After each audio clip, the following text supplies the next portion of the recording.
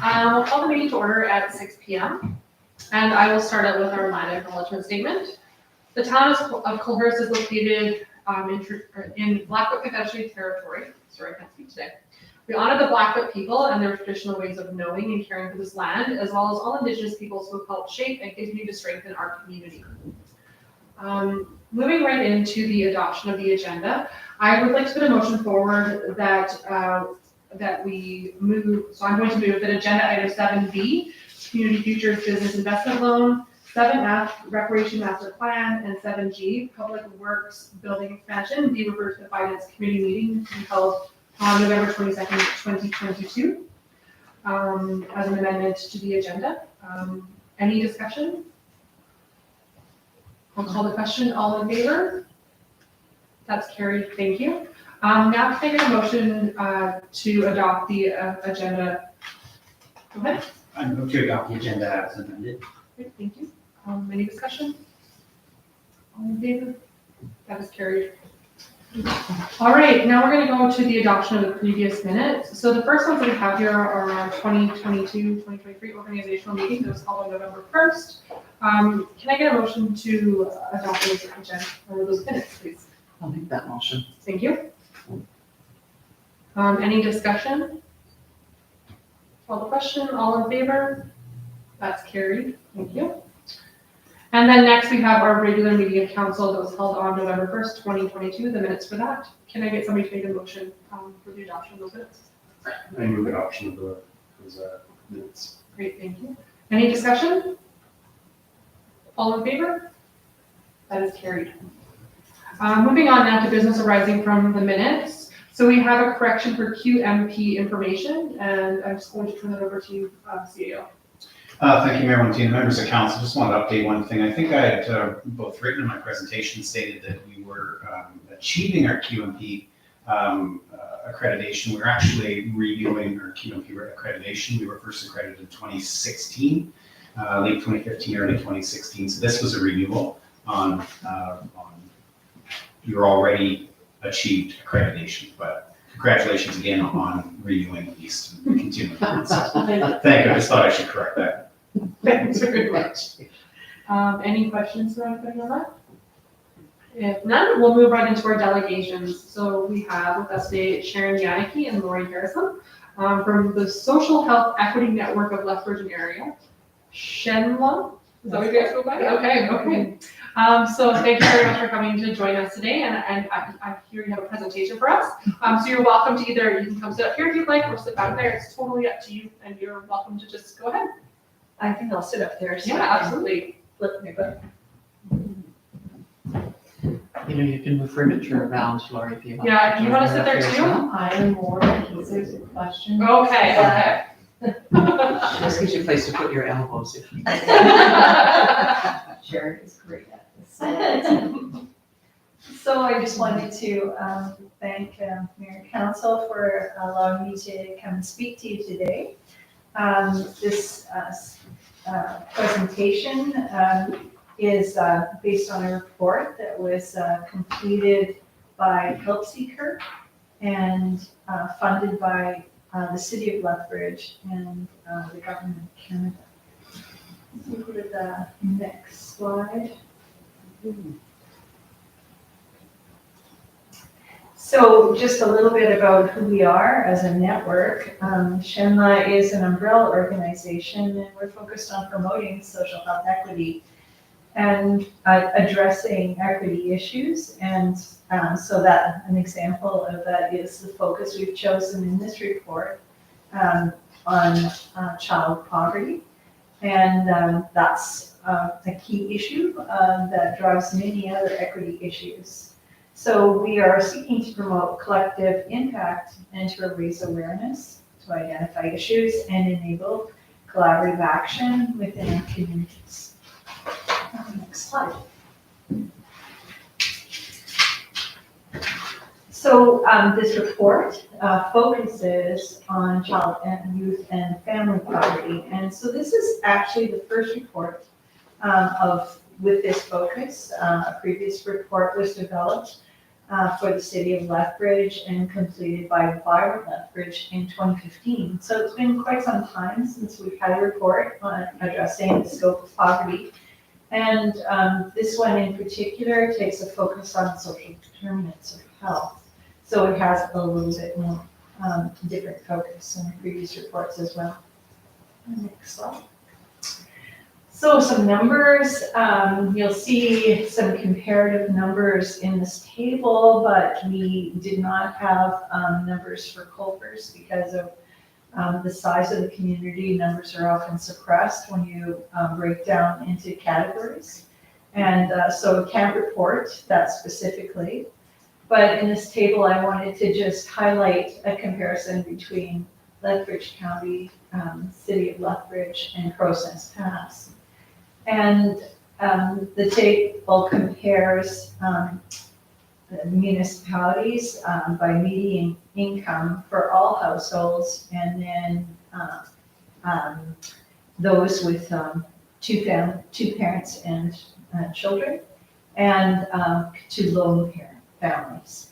And so looking at on the right-hand side of the column, for lone parents, you'll see that there's significant differences between median income for all households or the two-parent family households. So they're significantly lower across the board.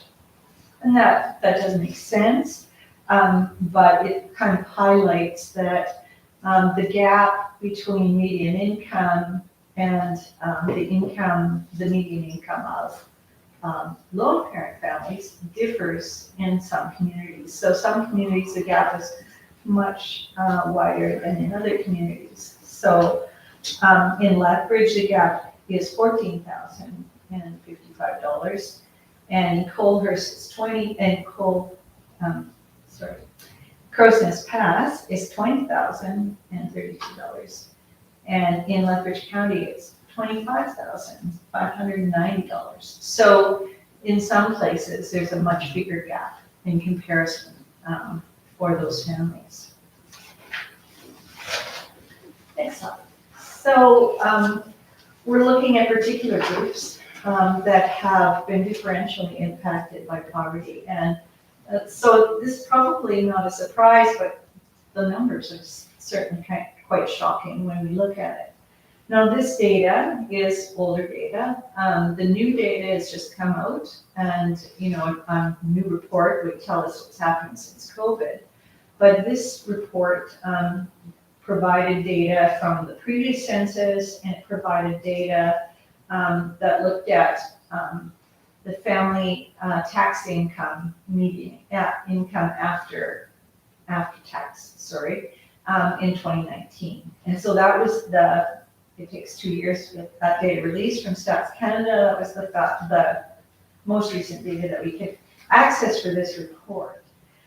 So then looking at the rates for all children, 15% of children in Lethbridge CMA were living in poverty or in low-income households, compared to 47% for lone parent families, and 42%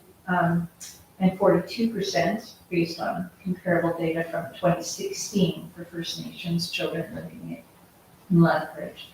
So these are very significant numbers, and it highlights the need for action. When we look at statistics, and you hear about how we're doing across Canada and reducing poverty, and you've seen a graph where we've had a significant drop. Well, that's really good. But if you look at who's benefited most from the tax benefits that have come from provincial and federal governments, it's two-parent families with children that have been lifted out of poverty most successfully from those policies, and other families are still being left behind.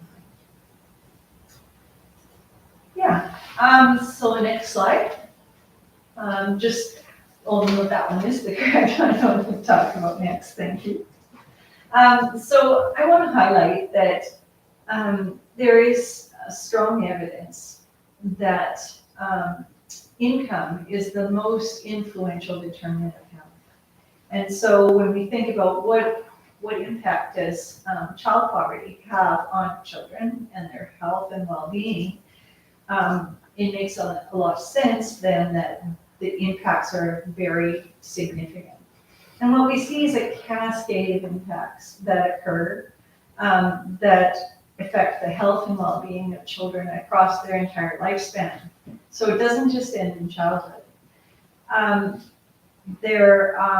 When we look at the impacts of for children, it affects early child development. And so early child development affects readiness for school. Readiness for school affects school success and school completion. And the cascade just goes on from there. Then you tend to, if you drop out of school or you haven't been able to complete, get into post-secondary, then you're going to be in lower paying jobs for the rest of your life. So that cascade affects the opportunities that people have to get out of poverty. And so it's linked to the cycle of poverty that reoccurs across family generations. So at a community level, we also see important impacts because when children experience poverty, they may be exposed to higher rates of trauma in their childhood. Early childhood trauma is related to higher rates of chronic disease, addictions, crime in older years. And so it affects our community crime rates, our community disease and healthcare costs, social services costs, all sorts of costs across the board. So in the report, we used data from a 2012 report that was identified in Calgary by Bridgeland Lee, and the health seeker calculated the impact of the cost of inflation over time. And so in 2020, the cost to Alberta of poverty is between 8.4 and 11.4 billion annually. So it's pretty clear that we can't just ignore poverty. And that eliminating poverty is less expensive than ignoring it. And all our children need to have opportunities for health and well-being.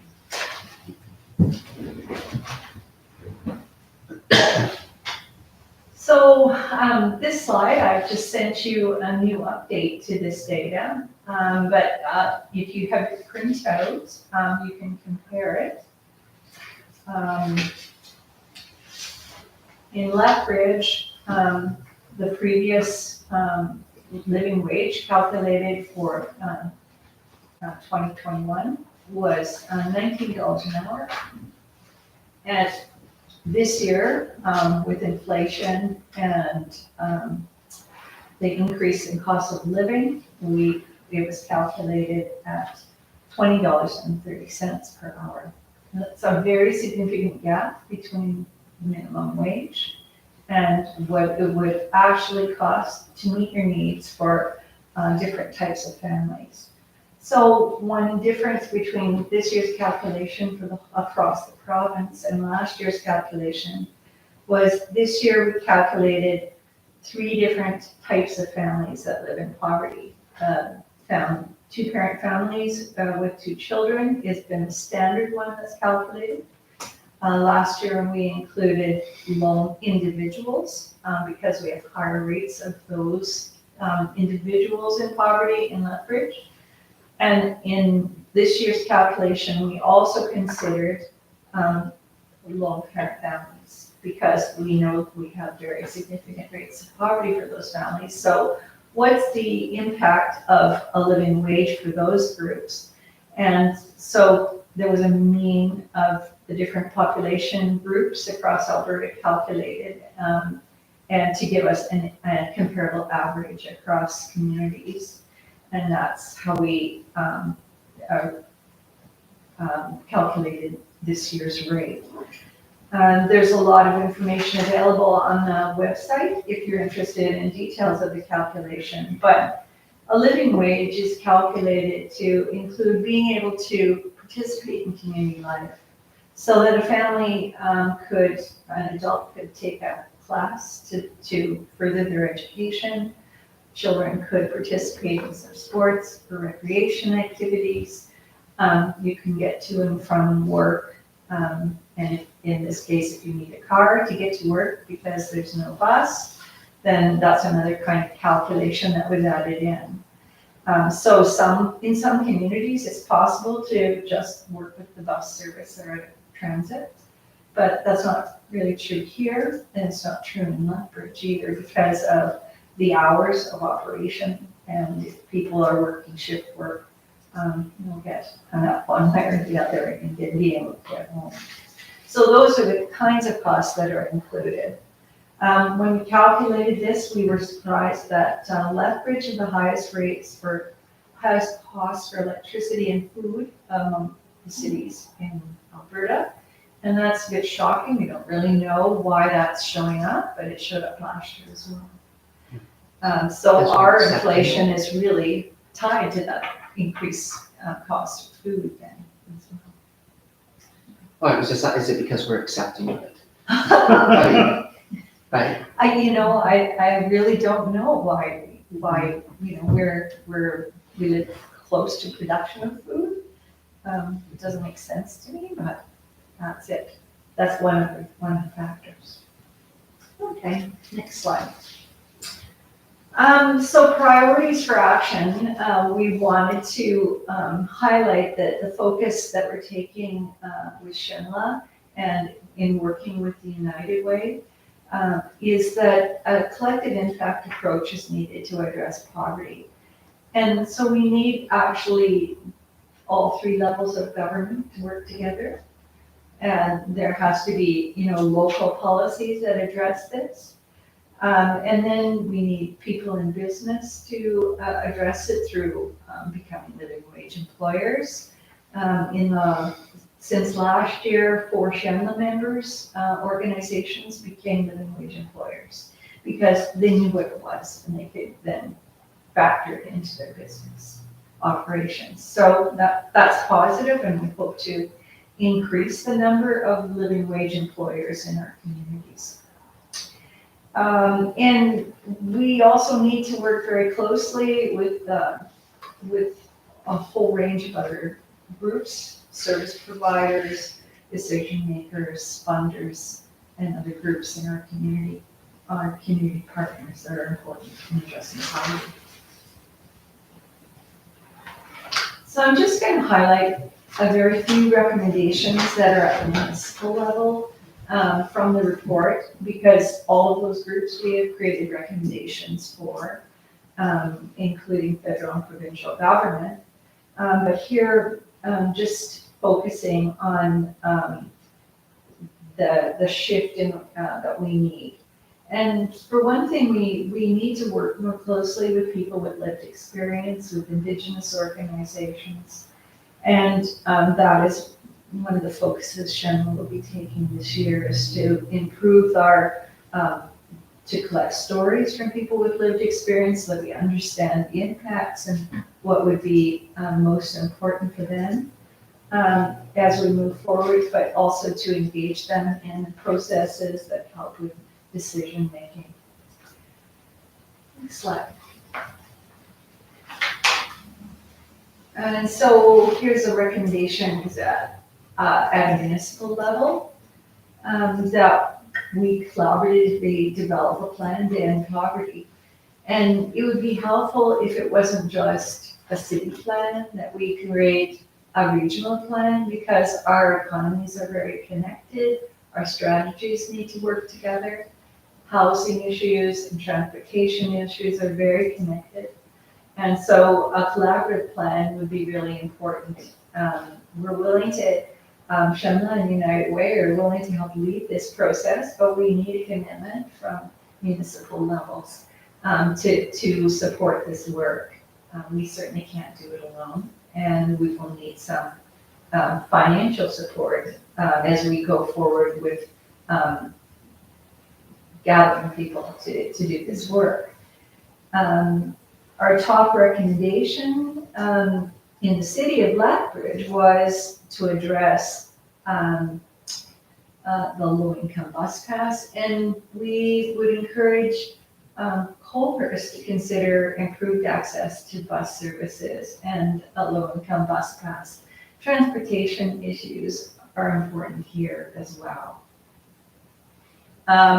We would like to encourage you to consider a living wage. If municipalities become living wage employers, with all of their staff and all of their contractors, many families are lifted out of working poverty through that one process. Engagement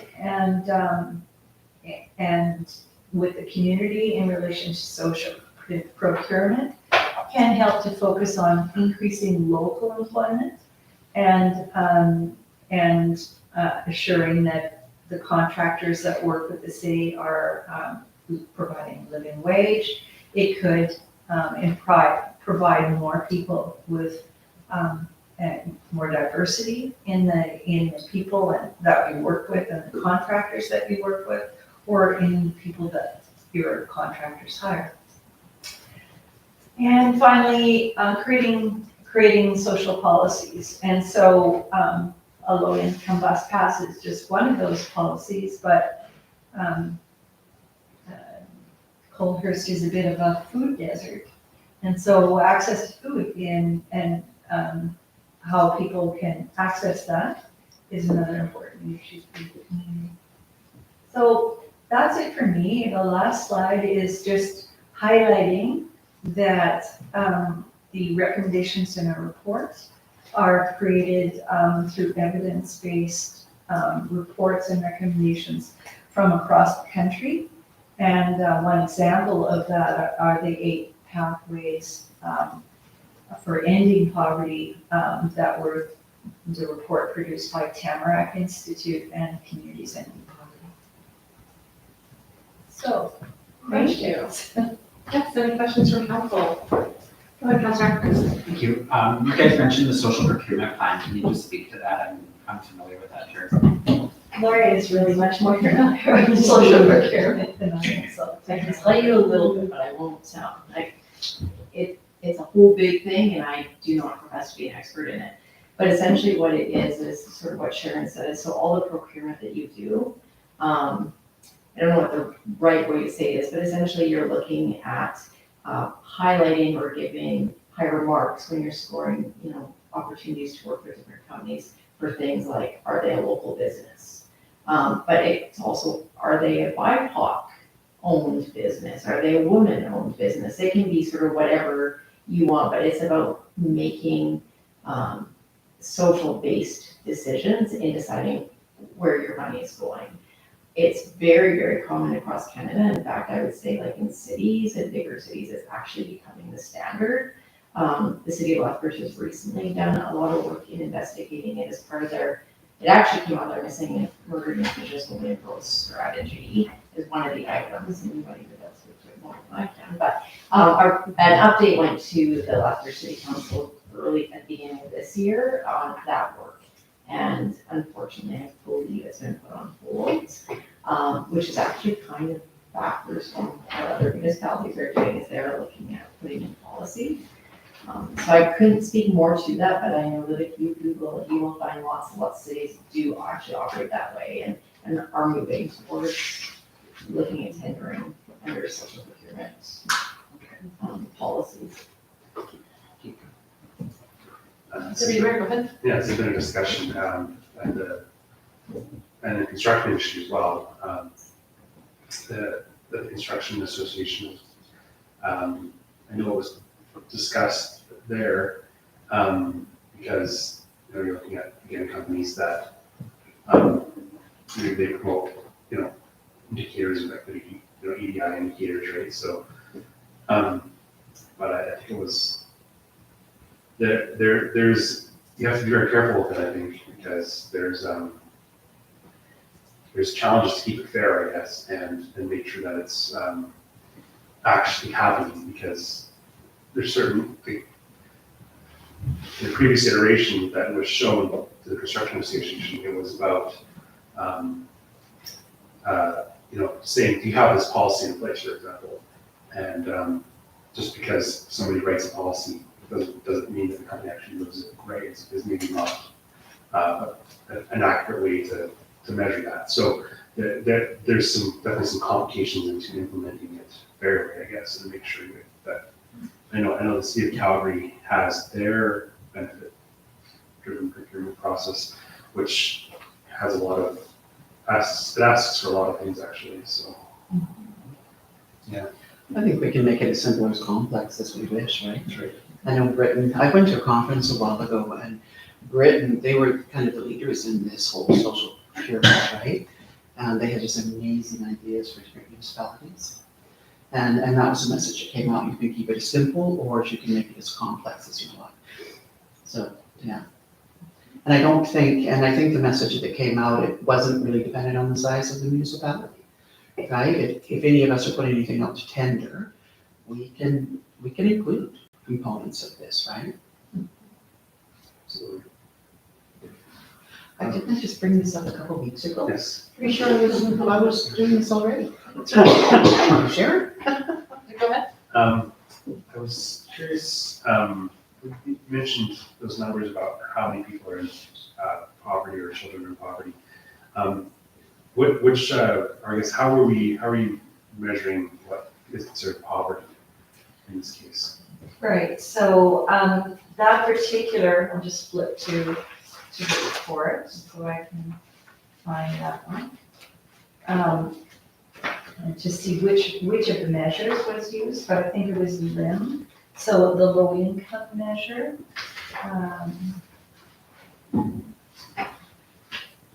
Because Lethbridge isn't a big enough city to have a report based on the new federal measure, because it's only been rolled out to larger municipalities so far. It's been calculated at one point, but not in our report in that way. So let me just find that. So for First Nations children, it was in the CMA, and it was from 2016 data.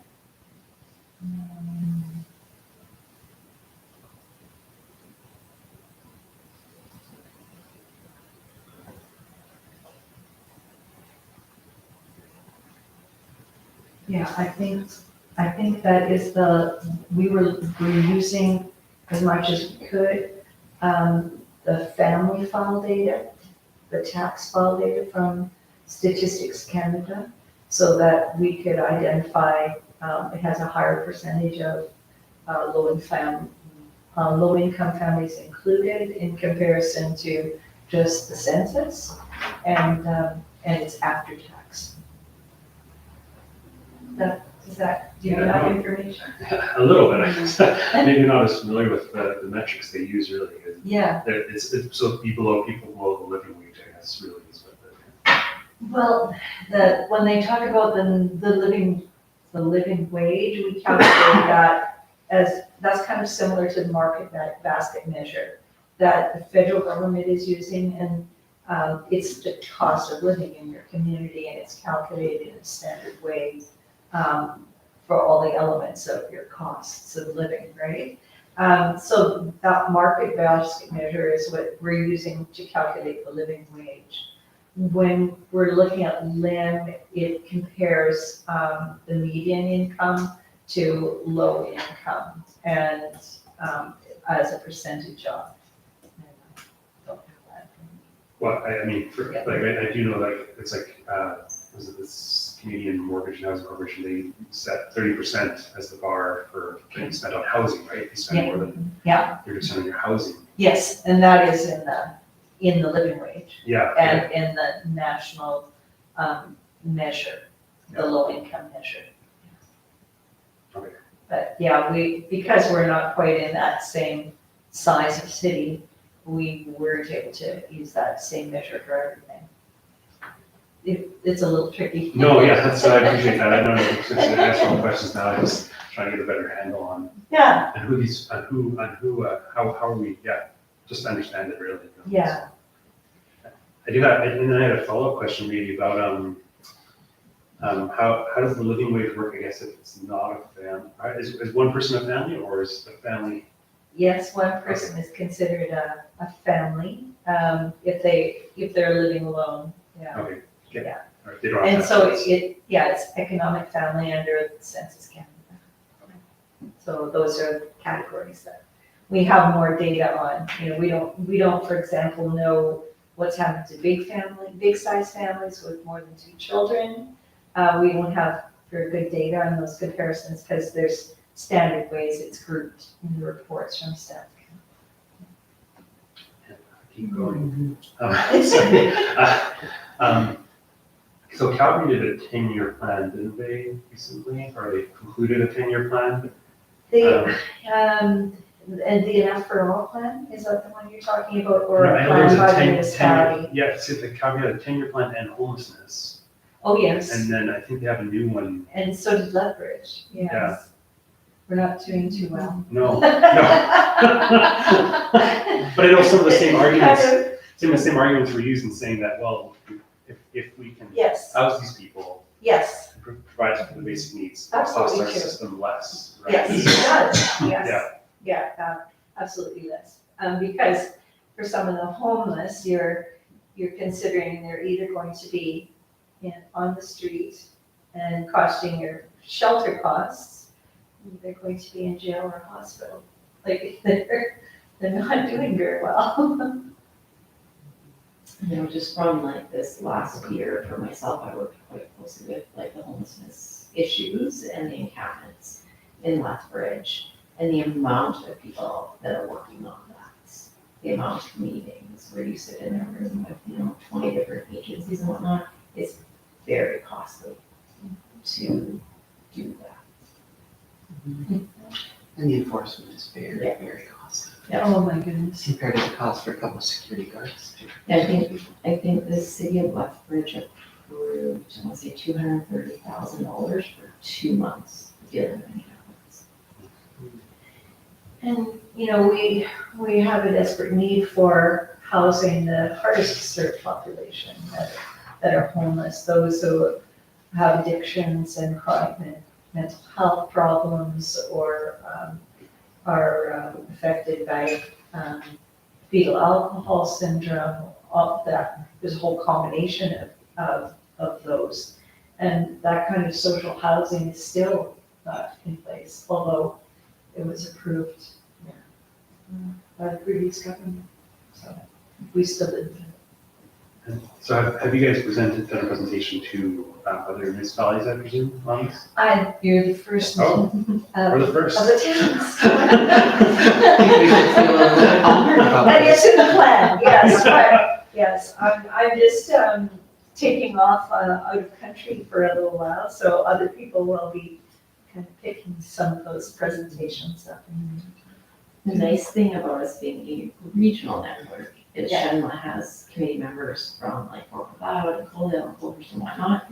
So as we decided to go and do the road show, it was easiest for me to reach out here. And then other people will do so in their communities, which also brings up just a little comment that it costs nothing to have a representative around the Shenla table from any community, so. Welcome. I think the 2006 action group, I was a big part of Yes, I that remember. back then, so I'm really happy to see that it's continuing. But I just wanted to say though that it wasn't that long ago that we did do a community study in Coulter's. And I think if you were to go and take a look at some of the median incomes for lone parent families versus two-parent families, they're significantly higher than what you're seeing there. Yeah. Like I think it was somewhere about a $40,000 Wow, difference. wow. Yeah, and so that's when we put that business plan together for the mixed market, mixed tenancy housing model. Mhm. And that was one of the targets, was that Yes. the lone parent family, right? Yeah. We identified within that study. Cool. So seniors, and then just think of all the wonderful opportunities that presents, right? Mhm. Those kids. Mhm. Yeah. Yeah, creating change early in life is just, has such benefits to the whole of society and your community. Yeah, that's- changes the outcomes all the way along. Are there any additional questions from council? Well, thank you very much for coming out and doing your first presentation here. That's great. Yeah, it was pretty great information to have as we look at different things, and I'm sure that, you know, having Lori live here, I'm sure we'll be in touch and learn more about it as you kind of move along. I'm excited for your starting out regional plan and looking at what that looks like for the region. So that's great. Yes. Thank you. All right, thank you. Have a great Reach day. out to you as we. All right. start working on That it. sounds awesome. Thank you very much for your time. Thank you. Wonderful to see you again. And have a great night. Thank you. Appreciate you, Chris. Oh, thank you.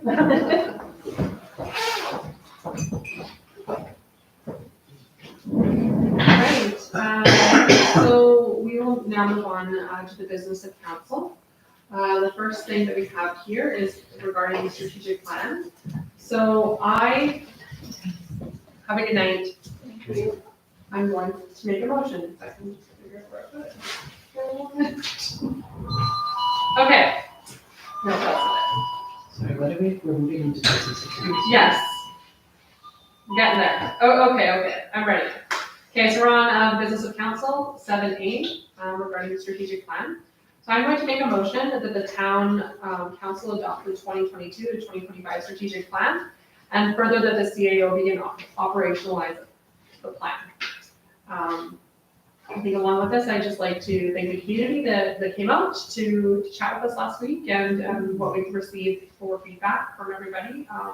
It's been great. It's been a really great process. So I'm very excited to see this operationalized at this point. So in saying that, I'm going to ask if there's any discussion. If there's none, I'll call the question. All in favor? That's been carried. Thank you. Moving on, so we have amended the agenda, so we're now going down to 7C. And Councillor Ackerman has a motion to rescind motion M6604-21, so I'm going to turn that over to you. Thank you. I move that council rescind motion number 6604-21, which was the purchase of a 12-passenger bus, and further that any funds designated to the purchase of this bus be released from that allocation. Any discussion on this item? If there's none, I'll call the question. All in favor? That's carried. Thank you. And now we're going to move on to the first reading of the borrowing bylaw, which is 439-22. And then we will look at having the second and third reading at an upcoming meeting. So would anybody like to make a motion on the first reading of the borrowing bylaw? I can do that. Great, thank you. I move that bylaw number 440-22, the borrowing bylaw, is read the first time. I think you have the wrong bylaw. We're Oh. the part of the, Oh, never mind. right? Yeah, it's 439-22. You said 440-22. 439-22. Borrowing is before 40. Oh, Yeah. why is it different on mine? I think the agenda has one, but the bylaws. Oh, it's okay, so the agenda, okay, so I'm reading the agenda. So it should be 440, I'm sorry? Yeah. 440. Okay, thank you. Go ahead, you did it right. Would Thank you you. like me to restate that? Yes, please. Okay. I move that bylaw number 440-22, the borrowing bylaw, is hereby read the first time. Thank you. Any discussion? Go ahead. I would like to hear some maybe background from administration on this a little bit. I'm just a little I just need a little bit more information on this. So. Great. No, happy to, I assume there would be some discussion about this one, so. So an operating, borrowing bylaw of this nature is written in MGA as a way to, I believe initially the idea of it is that it's to help bridge the gap between the start of the year and when taxes were collected. Municipalities, when they have their tax collection. Colch is in a position that this, I don't know when or if this has ever been accessed, but it's there in the event that it would need to be. In previous years, it was $300,000, and just the loan.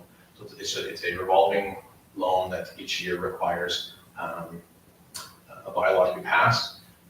In borrowing bylaws, if it's going to be for an extended period of time, you have to go through a process of the community and advertising it. This is in these operating borrowing bylaws. You just have to pass a new bylaw each year to approve it. In addition to the $300,000, we've added a $50,000 portion to it. And right now we are operating on a single credit card with a limit of $10,000.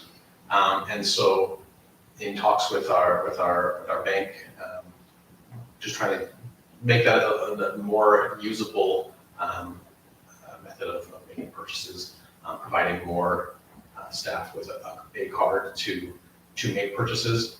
It's just difficult to use one card among a bunch of people.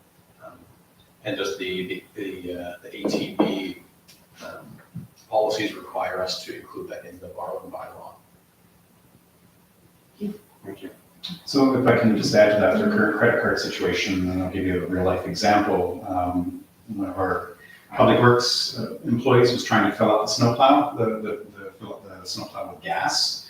And the current limit on his card is $300, which is, a nice size minivan these days. The bill was five and change, and we ran into some challenges with trying to pay it. And then two of them thought, well, if we can combine the cards, that creates a process as well, and it did work. Eventually, we got straightened out by running the one credit card over.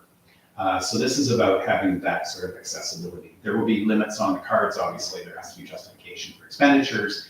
It just is preventing our director of corporate services from having to drive into Lethbridge with a credit card to rent a truck following the break-in for the director of operations.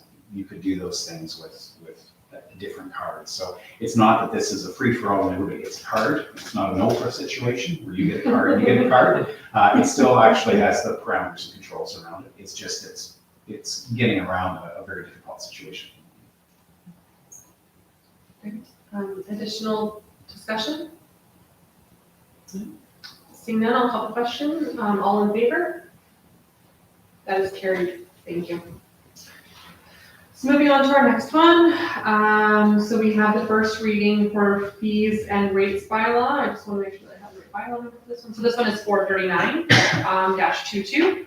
Would somebody like to make a motion for this? I can do, that's first reading. Yes, first reading. First reading? Yes, thank you. So I will make a motion that the bylaw number 439-22, do I just read it out? Being a bylaw of the town of Coolmers in the province of Alberta to authorize administration to apply fees, rates, and charges for information and services provided. Great. Any discussion on this one? Oh, sorry. I'm just going to suggest that the Yes. director of corporate services give a bit of a Yeah, background to that absolutely. as well. Great, thank you. Thank you. This is a bylaw that does not exist currently. And so this is to formalize rates and fees that are found in a smattering of various policies, and brings them all into one location. This is something that, this is a bylaw that will come to council every year for passing, same with the previous bylaws, while it will be every year process as part of budget to pass the bylaws. They'll come every year as part of updating rates and fees, and ensuring that they meet where they need to be to reach the revenues and charge what is appropriate for the various services they provide.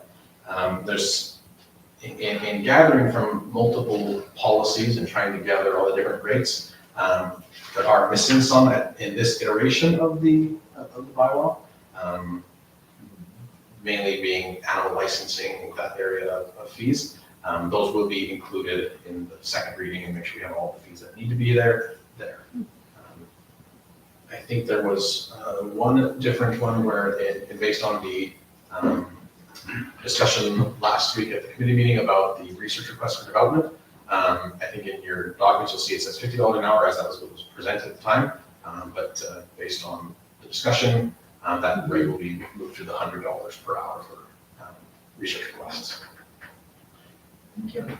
Go ahead. Further that, I wanted to note, I think that the horse rate is about that too. They're slightly below, I think they're like 90 or 85 or something. So, Thank you. Any discussion? Go ahead, Councilor Ackerman. Yeah, I got one quick question.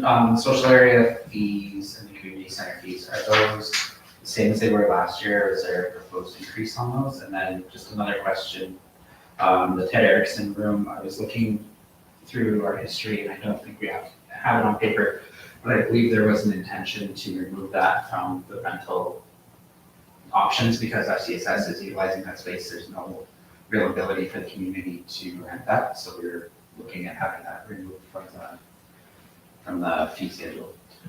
Yeah, so these are the same rates as last year.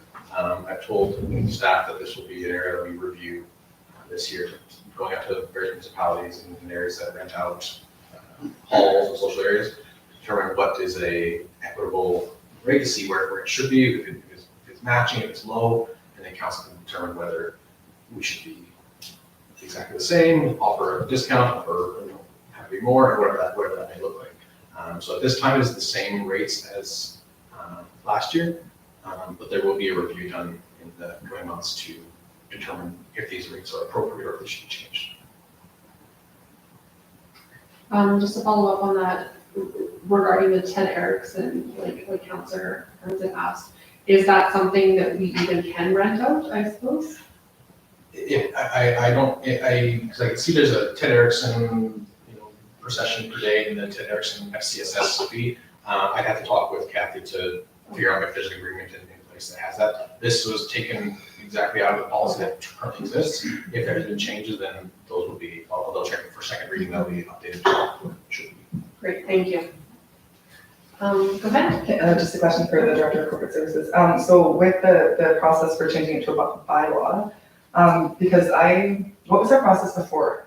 If you could speak to that, because I thought that we did do this yearly, but did we approve it for like a policy? Okay, and so what would be the difference, I guess, between doing it through a bylaw or a policy, or what are the benefits? The MGA says we can make a fees and rates bylaw, and so it aligns more with the legislation. It doesn't say you can't set fees by policy, but it says you can set them in a fees and rates bylaw. So it aligns with the legislation more appropriately. And then it sets it as a bylaw or a policy, and there's a bit of half a dozen, six of one, half of the other, but it's a better governing aspect for this than the policy and having in various policies all throughout. It consolidates it all into one. Okay, thank you. Further discussion? Go ahead. How does this, when we're looking at hall rentals, we have that policy in place that allows nonprofits to be able to have that fee covered for them essentially. Does this affect that at all? So the policy can still exist as saying we will offer nonprofits a rate at whatever or a subsidized rate. This then at the end of the community center ones, it has that nonprofit rate in there and says what those rates are. So if someone qualifies for that by policy, then the rates are found in this document. Any further discussion? All right. I'm sorry, I do have one thing. Yes. I'm not exactly sure how to do this, so I would like to propose an amendment to one of the fees. So I would propose that we amend the land use bylaw area structure plan amendment fee from the proposed $1,500 fee to a $1,000 fee, which is still an increase from the current fee of $700. I don't believe there was enough information justified to make such a large jump for advertising fees and postage. I recognize trying to cover costs, but at a point, we also provide a service. I believe this is a little bit of a cumbersome fee, and it could deter somebody from wanting to go down the road of trying to amend an area structure plan. It is a pretty rare thing that someone would want to challenge our asset. Now, I believe if they want to go that far down the road, that they believe they have good reason to do so. I believe that the very backbone of government and policy at any level, especially municipal, is the ability to advocate and be a part of influencing changing policy.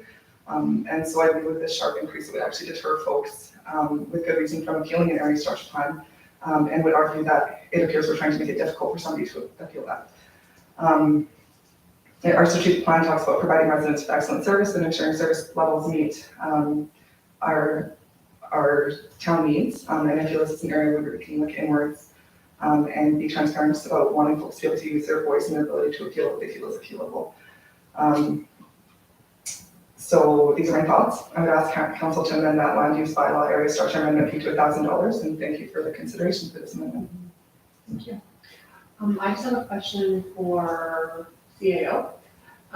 Because we had a motion for the first reading of this, then we had an amendment to one of the pieces. What is the way that we do this governance-wise?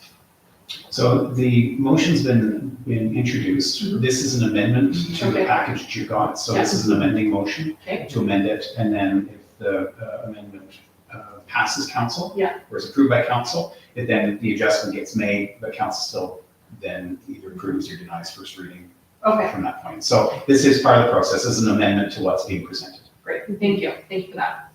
Okay, so we're looking at the amendment now. So is there any discussion on that? I'll go to Deputy Mayor Country.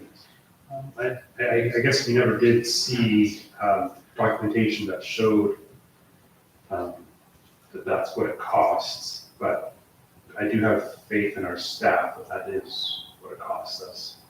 And I appreciate Councilor Lawrence's comments about providing excellent service to our residents, and I think being financially stable does actually help us provide better service levels to our residents. So I would not support that reduction. Thank you. Further discussion? I would have to agree with the first piece, is that there wasn't information brought forward.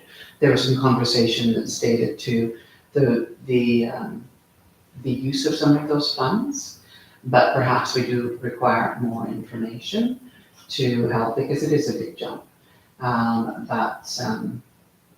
I would be comfortable in requesting more information before making a decision. And again, I guess I would have to defer to you what the process was, CAO. If I'm not saying that I'm rejecting this motion, but I would like to have more information around, those fees. So by process, there's a motion on the floor to amend it. You could,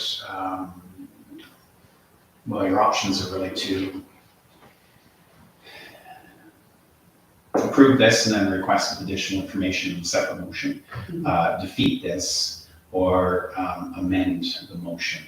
You can amend an amending motion once. So if you want to attempt to amend this motion, that instead of reducing the fee, you request for more information. You can turn it into a hybrid where you approve it, but ask for additional information. And then for second reading, if the information comes back, meets your approval, you can again amend it back to the $1,500, or you can maintain the status quo if it passes at $1,000. Okay. Is that clear? As much. Excellent. So I love this word. your options are to defeat this motion or approve this motion, or to amend this motion to reduce the fee, but request additional information for second reading. Thank you. So I wouldn't be prepared at this point to support this motion going forward without the additional information. I'd want to ensure that in fact our residents aren't subsidizing the additional costs. And so I suppose I propose an amendment to this amendment that we seek further information on this. All right, so now we have the amendment to the amendment. Seek further information with the In rate. regards to, yeah, the rate change and what costs are associated with this action that require the rate change. Thank you. Okay, so, now that we have an amendment to the amendment, we're just asking for additional information. I will ask again if there's any discussion on the current amendment. Current amendment that you're proposing, does that include approval of this at the current rate or approval at the $1,000 rate? So at this point, I'm not prepared to approve the $1,000 rate until more information comes forward. And so if we were to approve this as it stands with the request of more information, before second reading, in our second reading, we can then amend that rate if it's found to be justified. Am I correct in that, CAO? Yes, and I've just had a second thought, because I think slowly. Another option would actually be if the mover wished to just entertain withdrawing the motion, and the motion be to, for the council to direct the CAO to bring information to the finance committee meeting next Tuesday, when we have a conversation about the budget, present the information there, and a motion can be drafted there to recommend to council a decrease in the fee. Councilor Flores, it's up to you. Okay, and so, yes, I would like to do that, because I want everybody to have enough information to make a decision. I feel that with Sarah's report, and that little bit of information she gave, that she was kind of justifying that fee, but I would like to go forward with that motion. So as a mover, I would like to go with Jeff's amendment, or Jeff's motion. I'm not going to restate because you can't. So I will restate it. So no, I'm sorry. This is great. We're doing council break tonight.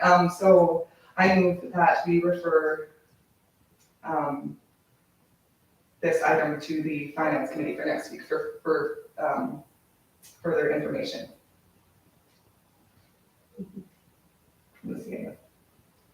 Yeah, how did you have that worded? So if Councillor Florence is amiable to just withdrawing her motion, then we have a motion from Councillor Caldwell, which would be Councillor primary motion, which would be Councillor Caldwell move the CAO bring information to Finance Committee justifying the increase on land use bylaws / area structure plan amendments. So the information will come to the next meeting. Mhm. If you are satisfied with the information, then you can either, if you're satisfied with the information, then the rate would stay at 1,500. If you still, with the information, or the information motivates even more, you can propose a motion at the meeting on the 22nd to actually reduce it to 1,000. Okay. So your opportunity to fulfill your amendment or your adjustment to it still exists, and it would happen at the meeting on the 22nd. Okay, thank you. And if you want to be sneaky about it, you could do it on the 6th as well, if you don't get your way the first time. Perfect. Thank you for that. Okay, so I move to withdraw my motion. Okay, thank you. Thank you. Thank you. Okay.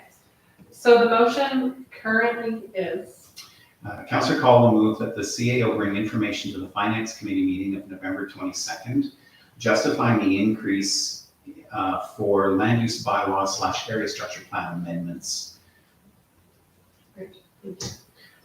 Okay, any further discussion? We'll call the question. All in favor? That Actually, no. I'm not gonna look. you're, so, well, okay. I think we provided adequate information, but so that's I'm not voting. Okay, well, we'll go. All in favor? Okay, and opposed? Thank you. Members of council who oppose, like their names recognized in the minutes. Okay, thank I'm you. supposed to state that before we vote. If you're calling a roll call, yes, by your procedure by law, I'm just checking in to make sure. Sure. All right, so, but now we still have the motion for the first reading, correct? Is that, That is correct. So you're back to the motion for first reading. can you remind me who did that? Yes, Councillor Caldwell. Okay, First reading. Councilor Caldwell, great. So we have a motion for first reading. We've had a request now for additional information. Pass that motion. So is there any further discussion on first reading? If there's none, we'll call the question. All in favor? That is carried. Thank you. That was excellent, you guys. Excellent. All right, so now we're going to be moving into CEO requests for decision. And so the first one we have here is Alberta Community Partnerships Grant application for water and wastewater study for future growth. CEO, would you like to speak to that first? Yeah, thank you, Madam Mayor. Yes, and it's brief. We basically have the opportunity through the Alberta Community Partnership Grant to do a master plan for our regional water and wastewater systems. We could partner with the county on this, and this actually would be 100% covered in cost, which is the real bonus for it. We've been advised by our folks at MPE who would actually do the application and do the work for us, that they can take care of all of that aspect of it. So in conversation we had with the city of Lethbridge, they're going through some transition as well. They've got some future planning for regional water distribution, so it would be probably incumbent upon this group to make sure that we understand our systems as well, so that if we have to make adjustments in the near future, we're ready. I have a question on that. Do we know when our contract is coming up with the city, when we have to renegotiate? Isn't it? That's an excellent question, Yeah, okay. and I'll provide council with an answer at a later date. Thank you. I'll make that motion then, please. Would you be able to Absolutely. Thank you. I'll move that the Colhurst Town Council approve the submission of a 2022-2023 Alberta Community Partnership Grant application in support of the Colhurst Regional Water and Wastewater Master Plans project, and further that the town of Colhurst is prepared to manage the grant project and related compliance requirements. Great. So Councillor Caldwell has made this motion. Is there any discussion? I have a question, if I can, through you to Councillor Caldwell. Just on your question, you're talking about the city contract. Do you mean the regional water distribution?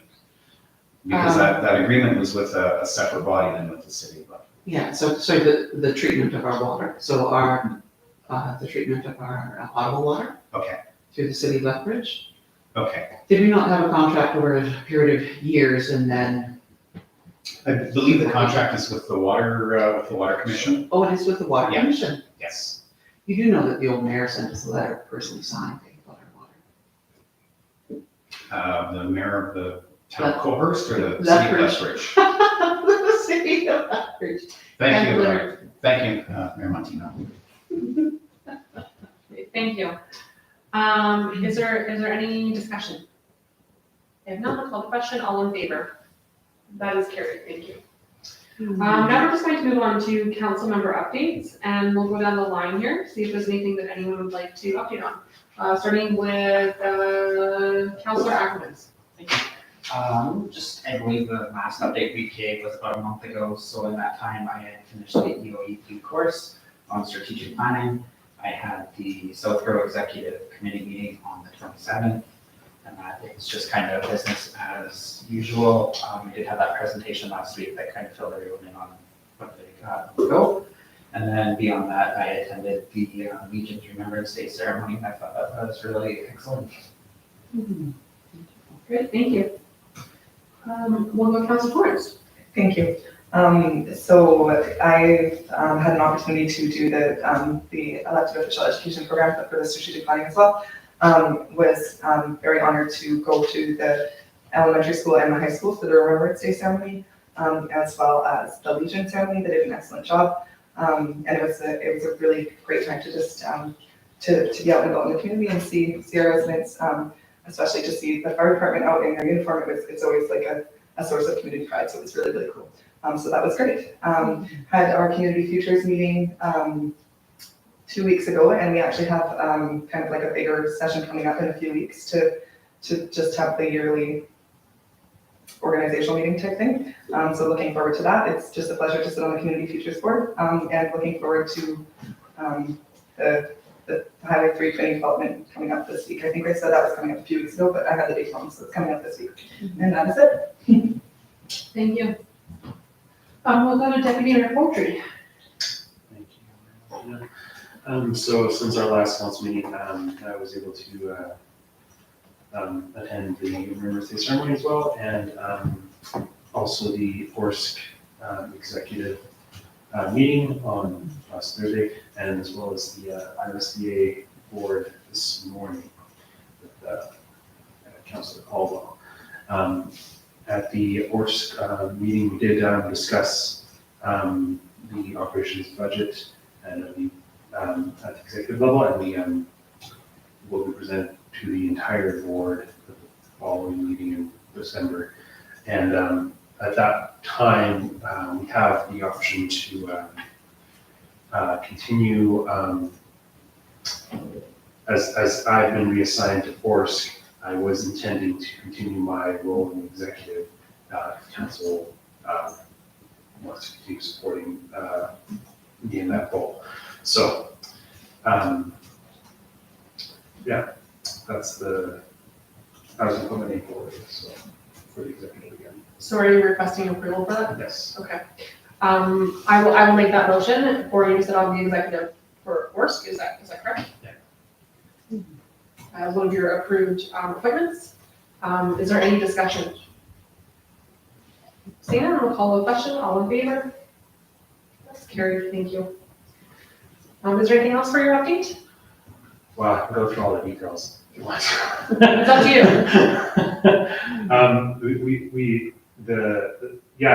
Maybe I'll just mention that we do have, I did ask about, we did look at the numbers for Culver's and to see what we pay for them for all municipalities really. And for the planning services, as a base service, we pay $24,000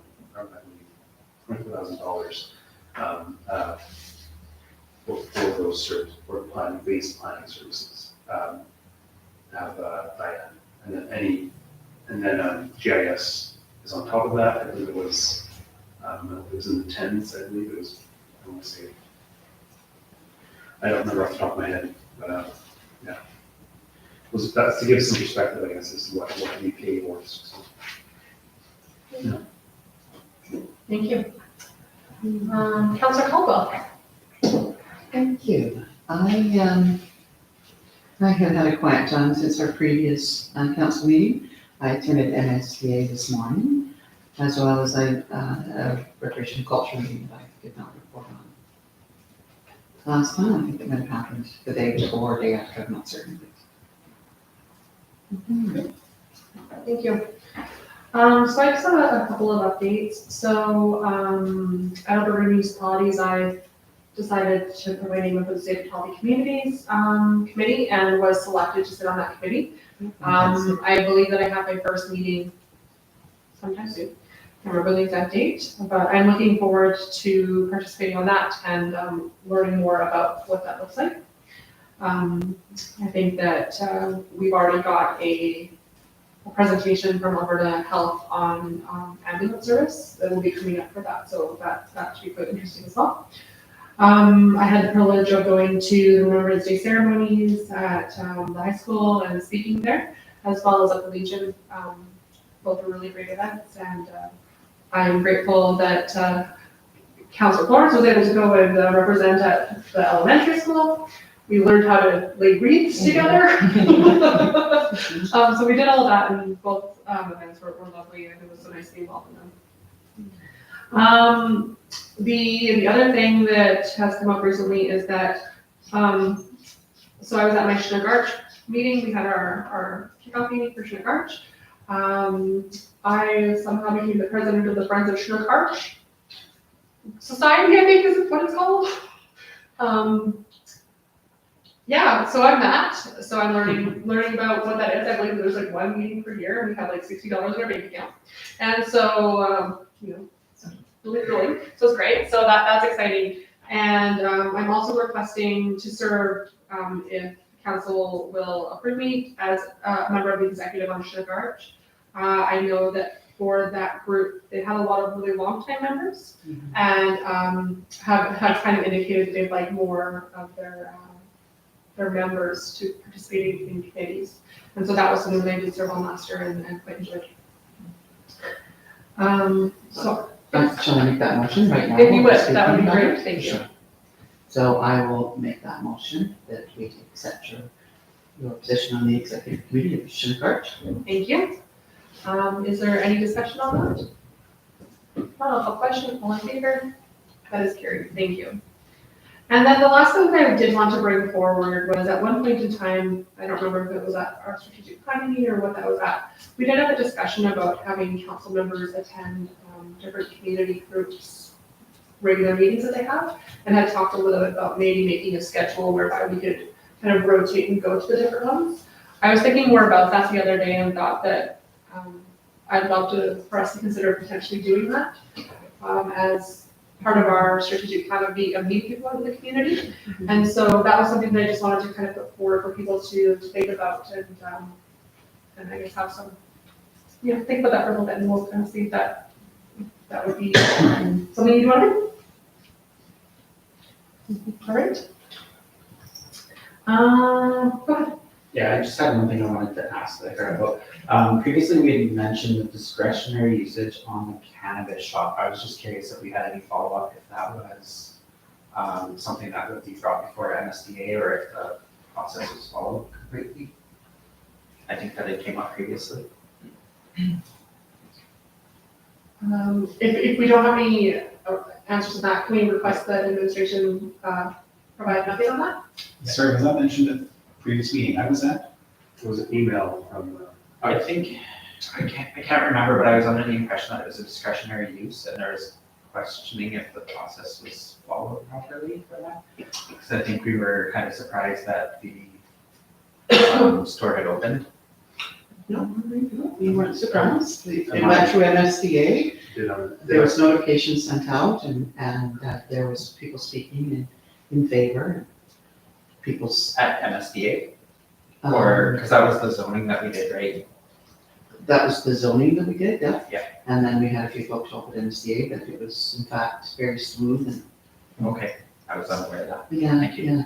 Yeah, and so that is the process, is that it comes forward to MSDA for approval if there is if it's discretionary use.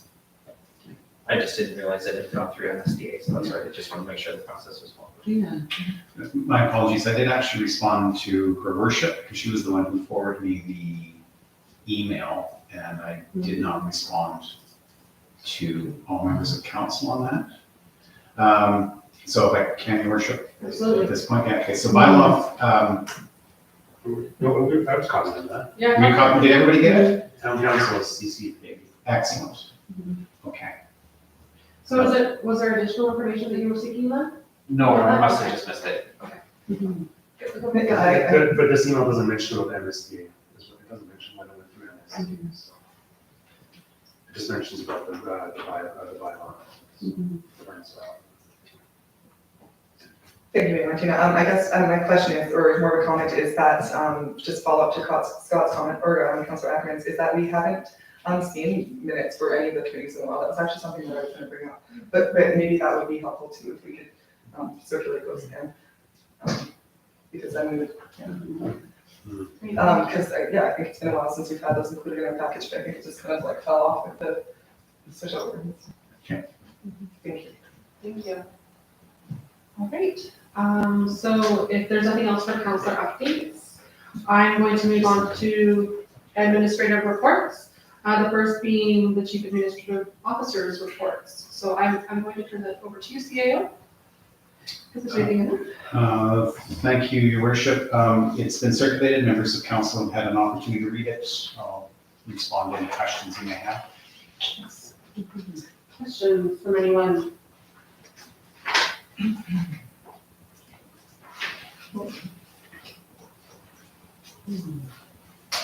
Nothing from anyone? Questions? Okay, I think that we have to do something with this. We just got a little sheet. So glad to have this little handy dandy sheet here. Would somebody like to make a motion to receive the report? I'll make a motion to receive CAO's report. Thank you. Any discussion? Seeing none, we'll call the question. Sorry, Yes. I apologize, but prior to voting on, did you have any additional information that you wanted to provide in terms of the update on the CAO Oh, collection? Thank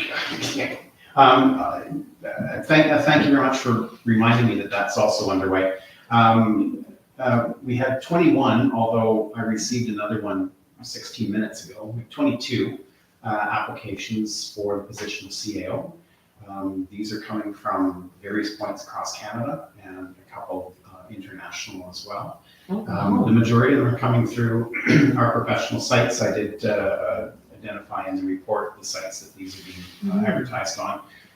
One of the organizations, unfortunately, also puts it on Indeed, which opens up to a broader pool, which is fine, but the real upper crust ones are coming through the predominantly for the professional standards. The posting is open until November 30th, 4:30 p.m. on November 30th. My job following that will be to provide council with a medium list. Again, all pertinent information will be redacted, so all you're judging it on is the qualifications that you see in front of you. Spelling and grammar perhaps in one or two of them. And then the intent or the desire or hope is to have an interview list put together for the week of December 5th, that we can at least make some initial contact with individuals prior to the 16th of December. Start that process. We'll have to take the 2 weeks off because even people looking for jobs are taking a little bit of a respite as well. And then for the first week of January to get into, start getting into hard interviews. Be desirous, I know from this individual standpoint, to have somebody here by the end of January, first part of February. Thank you for that extension. Yeah. Can I ask another question then? We had some conversation about an individual that was offering to step up and provide that additional support. Is that a consideration that we have given? Are we moving forward with? At the moment, we're just moving forward. We're just moving forward on our own. Okay. Any further discussion? I would just like to say that I really liked your suggestion here about having youth who might be interested in helping shovel. And I would be more than happy to write letters for any individuals that would like to do that or participate in helping people that might need some snow removal or whatever that might look like for them. We get the complaints, so that's the challenge. But we also have the opportunity to coordinate. And so if people in the community are prepared to help their neighbors or help people across town and volunteer for these opportunities, again, going through organizations like Brownies, going through youth groups, through religious groups, through schools, then those opportunities, we can attempt to coordinate those here if people want to contact us, and we can hook up those in need with those with a shovel. That's great. That's fantastic. Thank you. All right, any further discussion? If none, I'll call the question. All in favor? That's carried. Thank you. So the next report that we have here is for the Director of Corporate Services, the draft budget. And so I'm just gonna ask this question. I want to make sure that I'm doing this right. Would it be good governance for us to make the motion before we ask the Director of Corporate Services to speak to it? Or should he speak to it, then we make the motion to accept the report? The proper process in this situation is to have him speak to it. Okay. Because if you don't like what he says, you don't have to accept the report. Okay, even though it's written. Even though it's written, yes. Okay, thank you for that clarification. All right, I'm gonna let you speak to it. Thank you. You're welcome. Hopefully you love it. Oh, you've got a presentation and everything. I've pulled out all the stops. So, yeah, just jumping back into operating budget, moving along and taking some of the feedback from previous meeting and doing further work and finding where things need to be changed. So So updates since the meeting on the 1st. I've been able to do utility rate and revenues, revision and updates and review. There's been new EI and CPP rates that have been released. They reallocate some of the budget into the proper functions where they belong. A big component of this budget is the removal of the MSI operating grant from the operating budget due to the province ending that program, and then some one-off budget items. And then since the agenda package went out, there's also been an adjustment where we've been able to find $50,000 decrease in expenses under the policing contract budget. In the end, this net tax. Quick question on that one. I apologize, but can I just ask, so when we had a conversation with, November, asking very specifically about the MSI operating grant, and he indicated that there was no plan to end that. Based on what I have seen on LGFF, is that there's MSI program is ending. If it's continuing on, that would be fantastic. That being said, I would still recommend removing it from the way it's being used, as it's offsetting continuing operations. By moving it out, it allows it to be used for, one discussion to see, for one-off projects each year, or putting it to certain items rather than having it offset the budget each year. Because of the instability then? Correct. Yeah, okay, thank you. If I can just add to that as well, Director of Corporate Services needs to plan based on what the current direction of the provincial government is, and that is that MSI and MSIO are ending. Therefore, we need to plan for that. We'd love to keep budgeting for it, but until we receive a letter from the provincial government saying, our bad, we do need to support municipalities in this province, we have to budget as if it's going to be. I probably just wanted that statement to be made public that we just met with him in September. Was it? At Alberta Municipalities, when he stated that to us. Did he identify if there was a letter coming out or any He public did not. acknowledgement? No, he did not. He Okay. just indicated that it was not going to be disturbed. Okay, thank you. So, and then the net taxation impact, or what we have to raise further in taxes this 2023, is approximately $138,000. So for the utility rates, the water consumption, we are required to have at least the same rate as the city of Lethbridge, based on the water commission agreement we have. It was previously at $1.25 per cubic meter. The city for 2023 is raising their rate to $1.30 per cubic meter. Therefore, we have to increase our rate to that as well. Water, the water function is currently offsetting general taxation by approximately $110,000. This isn't a problem. It's not a benefit. It just is. In the other areas, utilities where they're becoming 100% cost recovery user fee, if we were to move water towards that as well, that 110,000 or so would one way to deal with that is to have a slight increase each year on the utility rate, and whatever that increase is pushed that a little bit more towards the reserves for infrastructure maintenance and construction. It's not a pressing issue at this time. It's not something that needs to be dealt with. It's an idea to be entertained in the future as a way to have all the utilities be user pay and to fund infrastructure needs. For the sewer, the rate goes up. The rate is a flat monthly rate. Some places will base it on a consumption rate on a percentage of the water rate. Goldhurst uses a flat rate, and so to make that one 100% cost recovery, it ends up being an increase of $4.37 per month for that one. Residential waste, again, moves to 100% cost recovery. It ends up being a 26-cent increase per month for regular residential waste collection. The recycling and stormwater rates are staying the same, or supposed to stay the same for 2023. These rates are what are included in the fees and rates bylaw as well. If no increases applied to these rates, or these don't go forward, then the difference would have to be made up through general taxation. By moving to a user pay model, it removes the, we'll call it taxation subsidization of these utility rates or the utility services.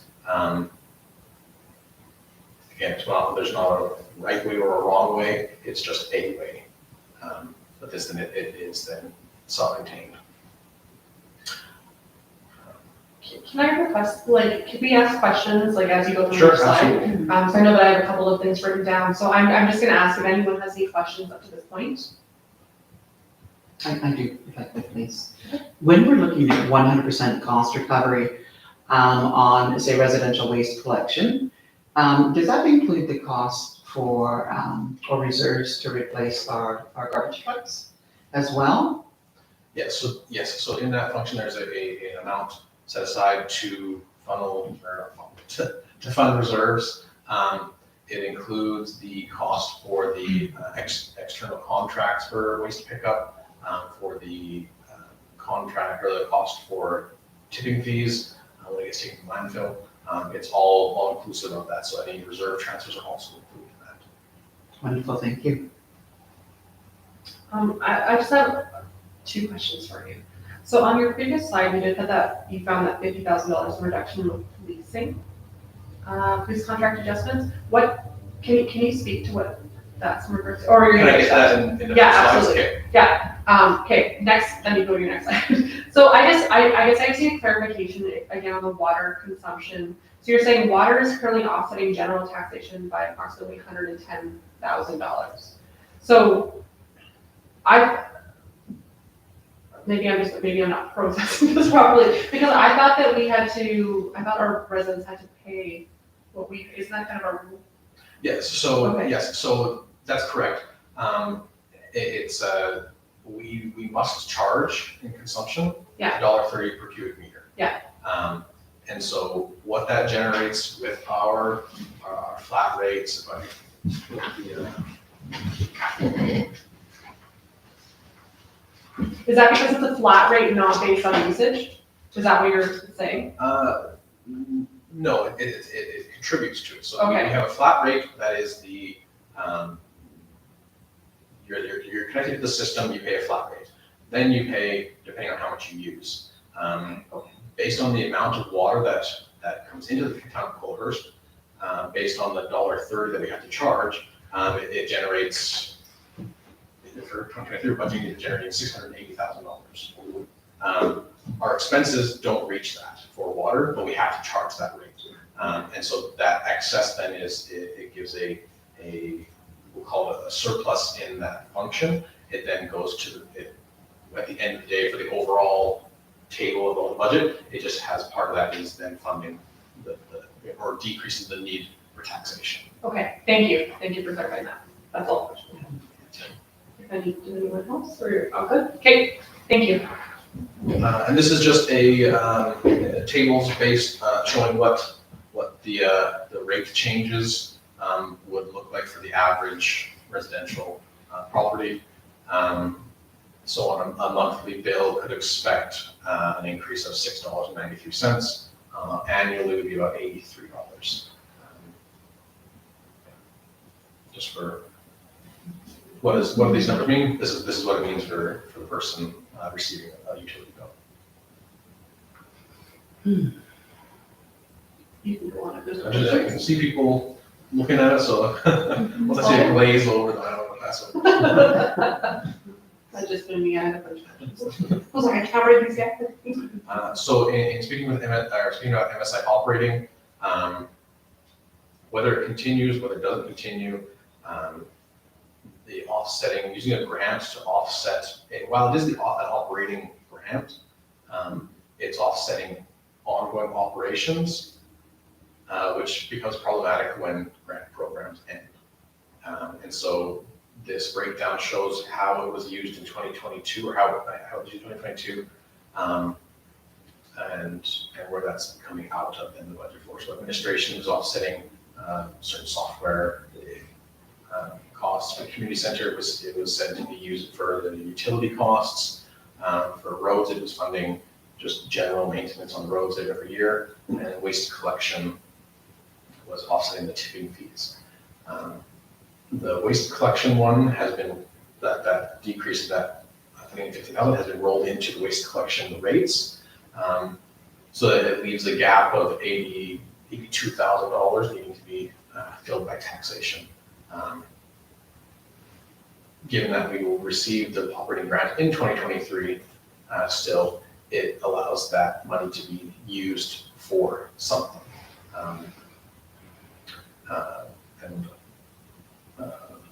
Hold on a second. So there's opportunity for that. So, but it does create that gap of $82,000 that has to be from the taxation to maintain current level of service.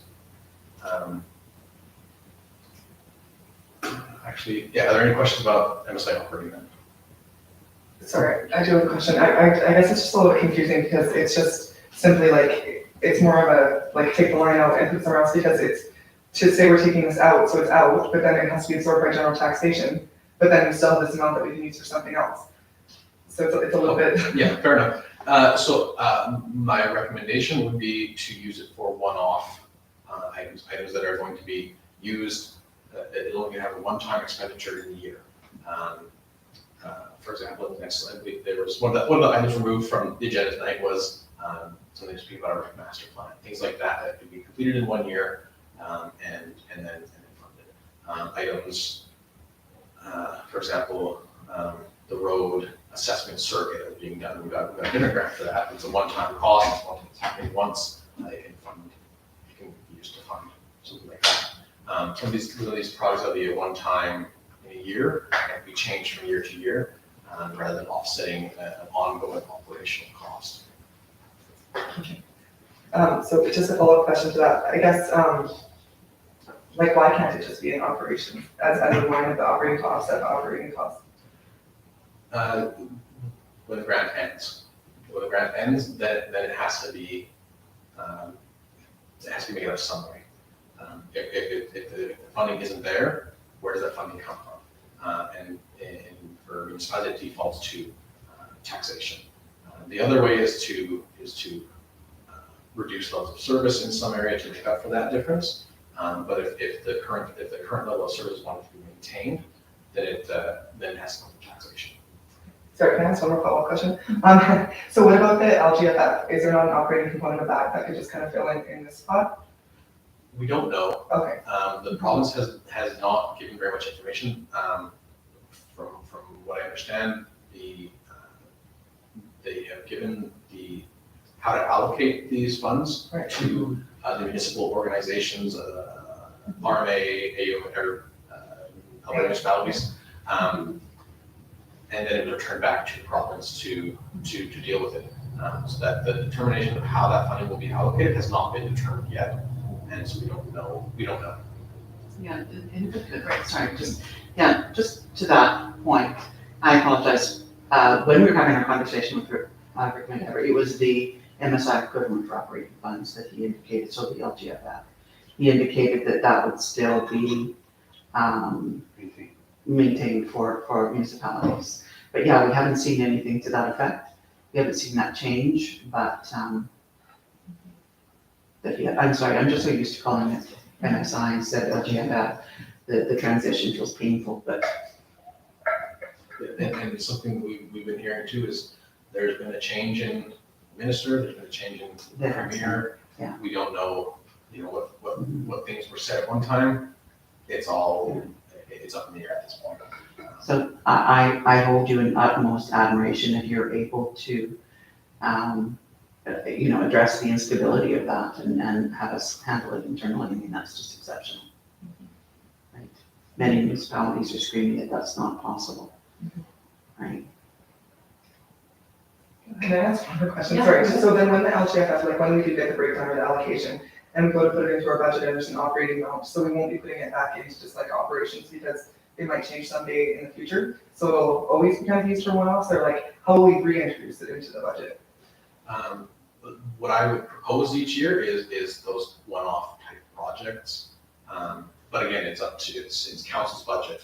Council can decide how it's used. And for many years, this was not a problem. While MSI operating was ongoing, this wasn't an issue. It wasn't a problem. It's when it ends and we have $97,000 that's offsetting ongoing operations. That's when it becomes a problem.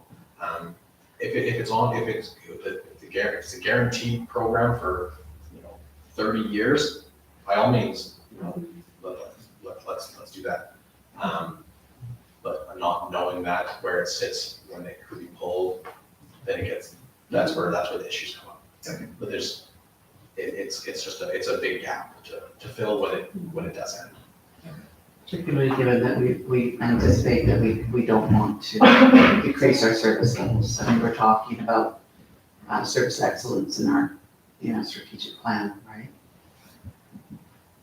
So if I can, what the Director of Corporate Services is saying, that, there's a recommendation to pull it out, because what it does is it creates that consistency for budgeting, creates that consistency for understanding both for council and the community. You know what your base budget is going to be and the funding source for that. However, as he identified correctly, so it's council's decision. So if you want to keep putting MSI or LGFF or daughter of LGFF, whatever it morphs into eventually, into operating, absolutely, that's your call. You can split it, and council can wean off it this year if you want, and then, but you're inevitably, if it ends, you're looking at a tax increase.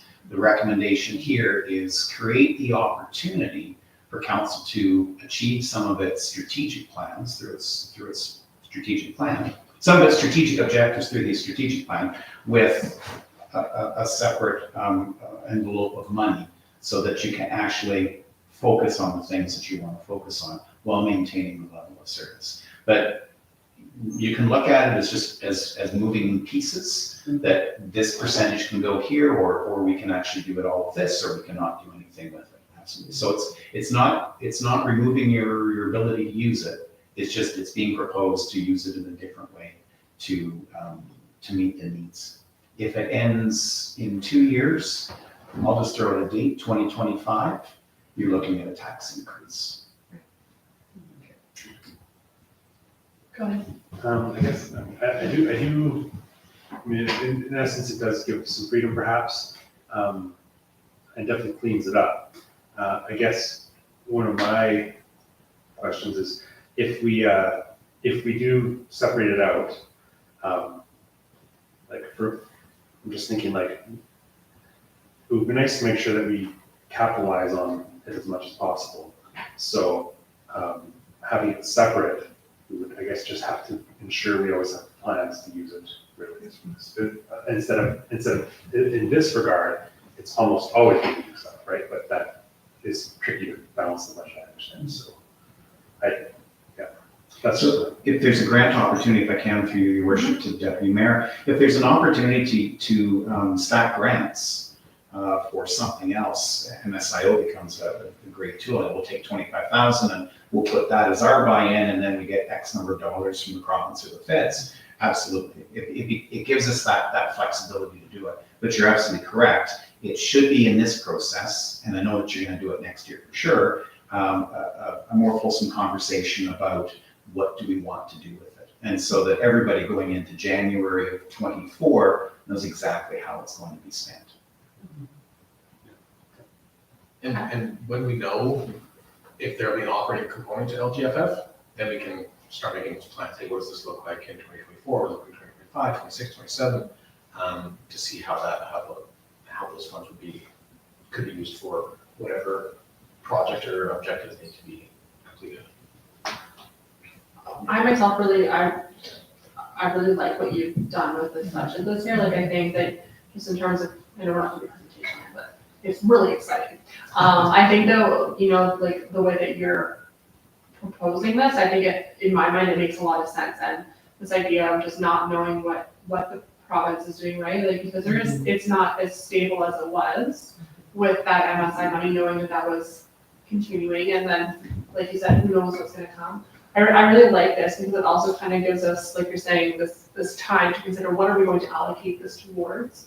How are we going to better leverage it to do those things or to do whatever it is that we feel like needs kind of done at that point. So that's great. Thank you very much for your explanation on that. Happy to have people who appreciate the explanations. I think it's really important though that message is carried forward, because we are going to have to look at finding that revenue from somewhere if we want to keep our service levels the same. And so that message has to be carried forward, why we're required to do that, right, as a municipality.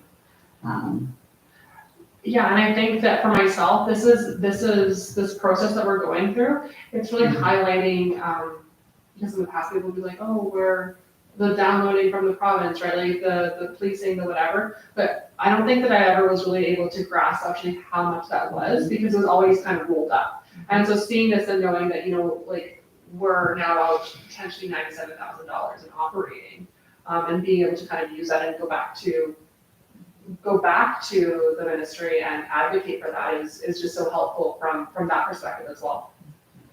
Let's not forget the policing costs. Yes, and that as well. 150,000 or whatever, so far. Coming up, yeah. So a couple of the other minor changes that are seen here is just the new EI sample rates. I didn't bring the body. Just Do you have a budget? I got a grant you can use. $96,000 check. Just a couple, just rate change rates. The CRA put out a document on November 1st, so just timing of when those come out. So that's now been incorporated in the budget. There's areas of cleaning up the accounting, the budgeting systems. A major one would be, if you want to look, you don't have to, but I'll just tell it to you. In the waste collection, we had things put in that are rolling up into the sales goods and services and revenues from home sources. They didn't belong in those GLs, and it's very much a background accounting thing, but now they're being put in the right places so that they come and go to the financial statements and get to the province. We're properly reporting our financial state to the province. And then just another couple of things in the budget. Well, one of them in the budget, one of them for that were part of the discussion that were removed, I'll mention anyway. One is a new financial software or upgrade to our current one. In speaking with our provider for that, the system we're using is over 30 years old. You can press a key and it goes into the black and green screen of a DOS system. It's not user friendly. Our current provider they provide extremely good customer service. They respond very quickly when I have a question. This is not the same system I was using previously, but they do have a new possibility for it. They have given me a quote for it, and they're going to stop eventually soon supporting the current iteration that we use. So in this budget, I've included $80,000 for upgrading our financial software. Whether it's an upgrade to the current, whether it's finding a new one, I'll look into both options. But it's one of those systems that just has to be brought up to the 20th century at the very least. So, but it should bring it to where it will give us greater capabilities and greater user friendliness even. The other items that were from this meeting were potentially from using the MSI operating grant that were a recreation master plan that was, and then also there was talk of a community futures investment loan that would I recommend funding via general taxation as it'd be an ongoing program. I had initially was going to suggest the operating grant, but it doesn't necessarily, if no one applies for it, then the funds don't get expended. It doesn't get used from it. And so I would recommend it going through the general taxation instead.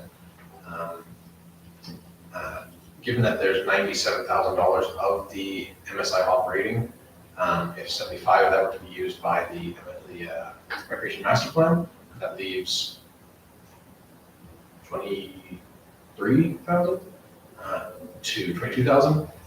That could be then allocated for other things, or not using as much reserve for the financial software, or putting it back into operating to offset some of the ways that it was offsetting previously, knowing that in 2024's budget, if the operating grant does not continue in LGFF, in the duration of the grants, then it must be funded through taxation. So there's a couple of ways that it can be done. How to be used. If LGFF continues, then using that portion for in the operating budget is not necessarily an issue. But if it does not include an operating component, then it would again need to be removed, and there would be an absolute need for taxation increase to offset that. So there's a couple of options, and we'll discuss next week's finance meeting to determine some of these factors and how the grant could be, how council would like to use the grant. Any questions on those items? Deputy Mayor, do you have a question? Yes, I'm curious, and then we talked about, and Steve this morning was about the land use bylaw review, and I know that's fee for service. Has that covered somewhere else in the budget currently? Because it's been I know it's been an ongoing item from the previous years of council has been carried forward since COVID. I don't know if it was covered anywhere, but I just am curious about that now. If it's an operating thing, because it's like a one-off, well, maybe not one-off, but. I'm not sure. I don't know. I'm not sure if it would fall under municipal planning and zoning or subdivision land. Yeah. So is that something that you could look into and just let us know? Absolutely. That'd be great, thank you. Sorry, can you just restate what it is that you're looking for? I'm not learning, but you got it. Yeah. Okay. Perfect. Okay, move on. Policing. So the last April or May, when I was very green, the policing contract was coming up, and we were talking about how some funds have been generated in taxation, but for the next year to be used, and they weren't necessarily allocated to a reserve. They just flowed through to our unallocated surplus, with the intent to be used the next year to fund the policing cost. Some of those entries didn't happen, and so the result is that we generated some taxation, didn't use it, but now I'm proposing to use it to offset the increases for taxation, or sorry, the increase to the policing contract costs. I've already done a bad job explaining this. So can I try? Yeah. We went through this afternoon, and numbers guy explained it to the political science grad, which we avoid numbers, that's why we go on the policy side. If you look at the top line, it says taxed. 2020, 2021, and 2022, that's what we generated in revenues through taxation, with the intent of it going to policing. You'll notice in 2020, there was $50,000 generated, but there was actually no contract. The contract began in 2021. We're dealing with the federal government's year end versus our year end, so it's just one of those things where it's a timing thing, it doesn't necessarily line up. However, in 2021, we generated $125,000. So we end up with basically a $50,000 surplus in 2020 because we collected the money, but there was no contract. 2021, we collected 125 because that was built into taxation in terms of the way it was going to be collected to pay for what it looks like, because there's only one document that the Director of Corporate Services is going off of. So it looks like they were planning for these rates that weren't necessarily coming through when they were supposed to be coming through. So we end up with a surplus. We generated 125,000 in taxation in 21, but our contract was only $50,000. So instead of applying what was taxed the previous year, we now had a larger surplus. 2022, we've got the $75,000 contract where we generated $100,000 in taxation revenue, which leaves us with a $25,000 purchase. You see at the bottom where we're sitting with actually $75,000 generated in taxation that needs to go to policing. We've committed to the community. This money is going to our police contract, but it hasn't gone there in part because we started collecting early and we were collecting at a much larger rate than what the contract actually stated. So in a nutshell, and correct me if I've misstated anything here, basically what the Director of Corporate Services is saying is, look, in 2023, we'll adjust our taxations and we collect $100,000 in revenue. Our contract was for $100,000, but we're going to actually subsidize 50 of that. We're going to take out of the pool, the net pool at the bottom. It'll leave us with 25,000. So in 2024, you're actually providing that subsidization as well. By 2025, you should be generating in taxation what your contract is worth. So what I did to sort of understand it, no idea whether or not I did.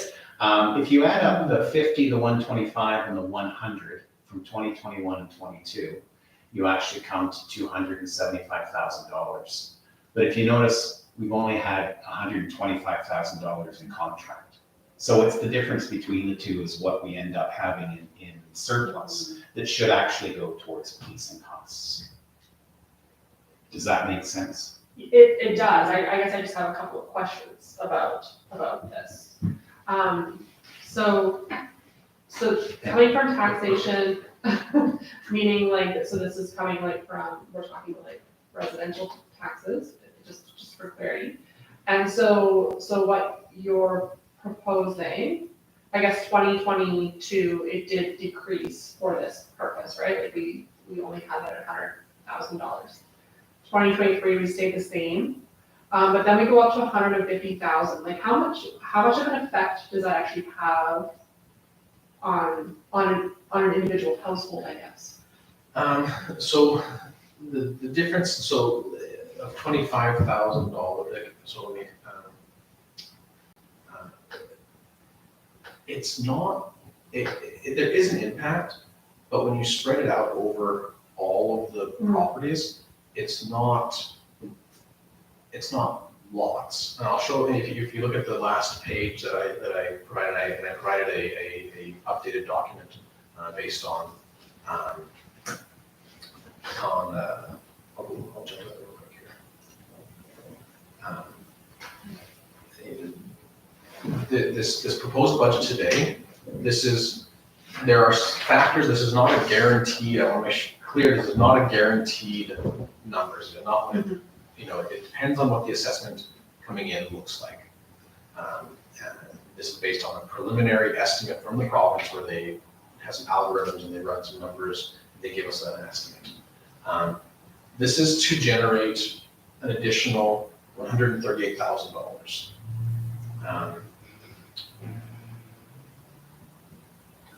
25, so if you take 25,000 being roughly 1/5 or 1/6 of that, that's what the difference would be for $25,000 change. But the change from 2022 to 2023 for this policing contract is incorporated in that 138,000, resulting in this for all of that, all of the budget for this year. If we take the annual difference compared to the 2022 taxes, that's a 3.14% increase. In a economic context such as we are right now, based on that, this to me is quite good, because not only are we maintaining current levels of service, we are adding levels of service with more public works people, new recreation initiatives. To a 3% increase is what, in good years, most municipalities are doing just to maintain their levels of service. This is maintaining level of service and adding substantial levels of service. for what this gets to. So there's that has to be weighed out, and that's what we give to council to deliberate to figure if that's reasonable. If I can just add as well, that also deals with moving the funds out of, or moving the MSIO funds out of taxation support into its own little group. That actually offsets that as well. So this percentage takes care of all of that. Okay, So, thank you for that. I was just kind of curious because we kind of went up yeah, and down and then we're gonna go up again. So I was just wondering like how that affected. so this is, I did this to pull out, okay, what is the 138,000 made up of? And this is not, it's, the 138,000 is everything. It's all of the increases, all of the decreases, increase in revenue, decrease in revenue, increase in expenses, decrease in expenses. But these are the major components of the budget that are big ticket items. Or to remove the MSI operating is 82,000. Police subsidization decrease to 25,000. Leaves everything else, it's increased, it's decreases to 31,000. So it's there's not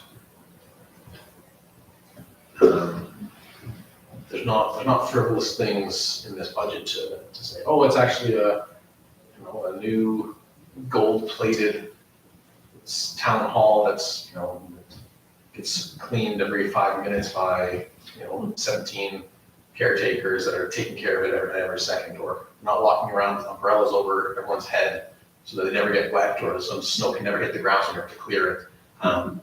This is maintaining the level of service that the Cold residents expect. It's also adding to it, and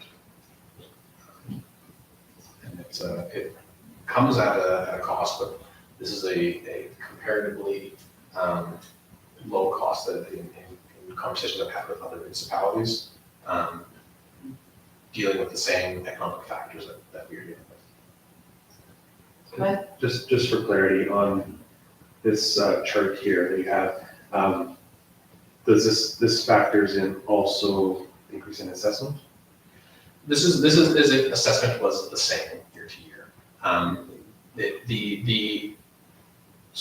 The assessment value does not. The 2023 taxes does.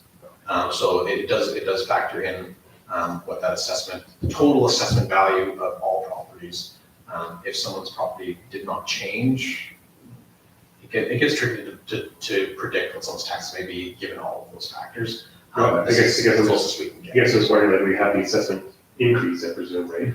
And then we have also the tax increase on top of that, right? Right. So the two. So in 2022, the actual assessment increase was 2.39%, and that without doing anything would have generated about $50,000, or it did generate about $50,000. The province is estimating 3.3% for us. We won't get those numbers until into the new year. We see what our actual assessment increase is, but based on individual property assessments will change what those charts are for each individual property. Yes. So for an individual property, we're estimating the assessment will go up 3.3 plus the tax increase of another 3. It would not necessarily, it wouldn't, if their assessment goes up,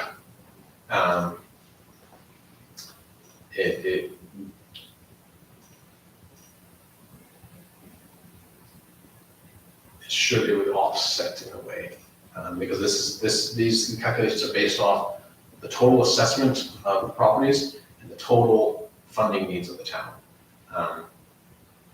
And so if the assessment goes up, it wouldn't necessarily be that up and a 3%. It might be their assessment went up this much, and so it's a 1% for this person. This person's assessment went down, so it's a 2%. Or it will change for every single property.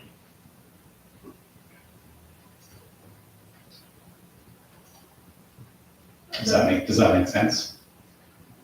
No.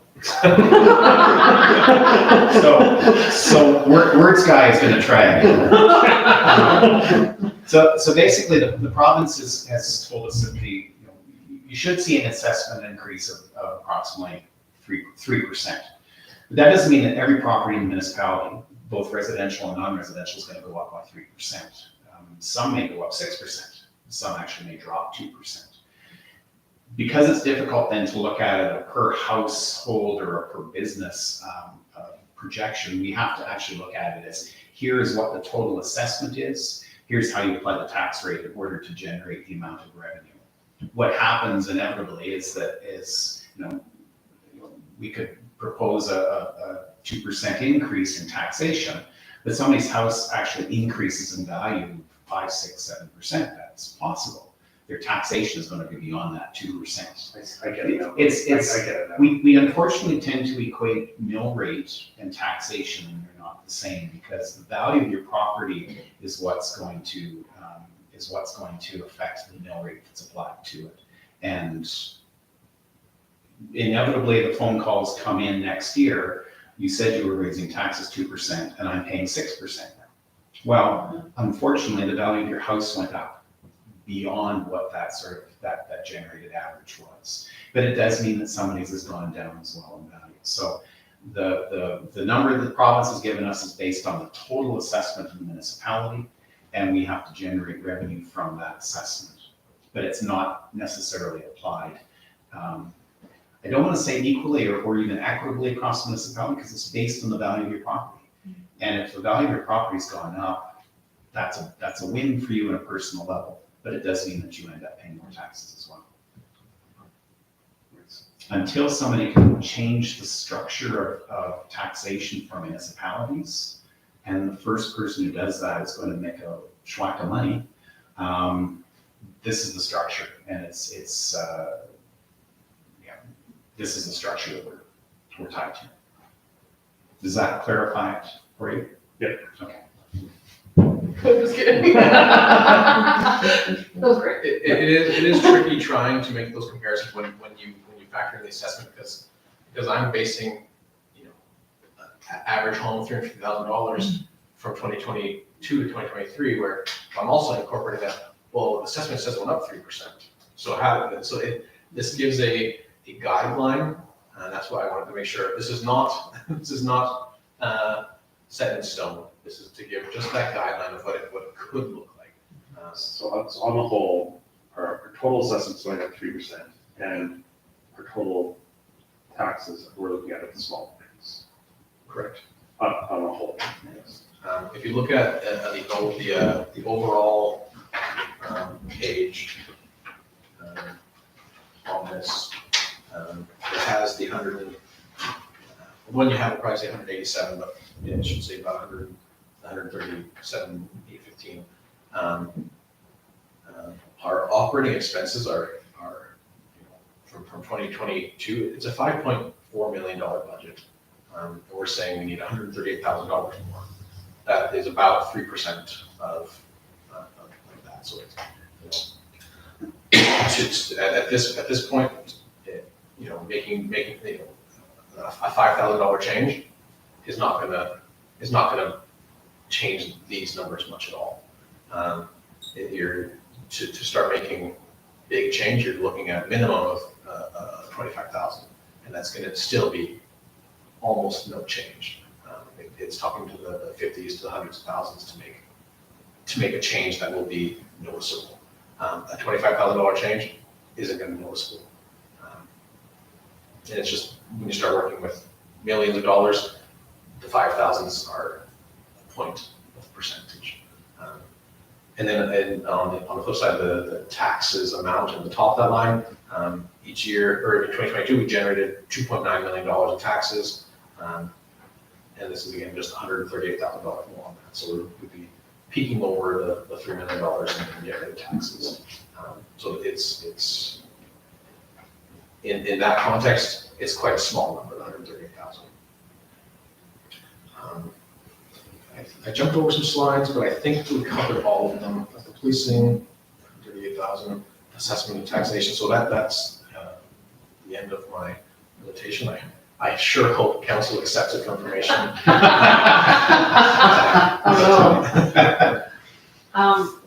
Go ahead. Thank you, Mayor. Just a comment. I was looking on the municipal affairs website, and the last increase to residential tax rates was in 2018.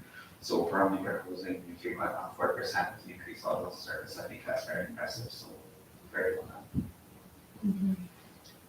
I have to say, like, I really appreciate the time and effort that you're putting into this process for us, and thank you for answering. I think I probably asked that like a couple of times, like, how much is that going to affect a normal, like, or a household, right?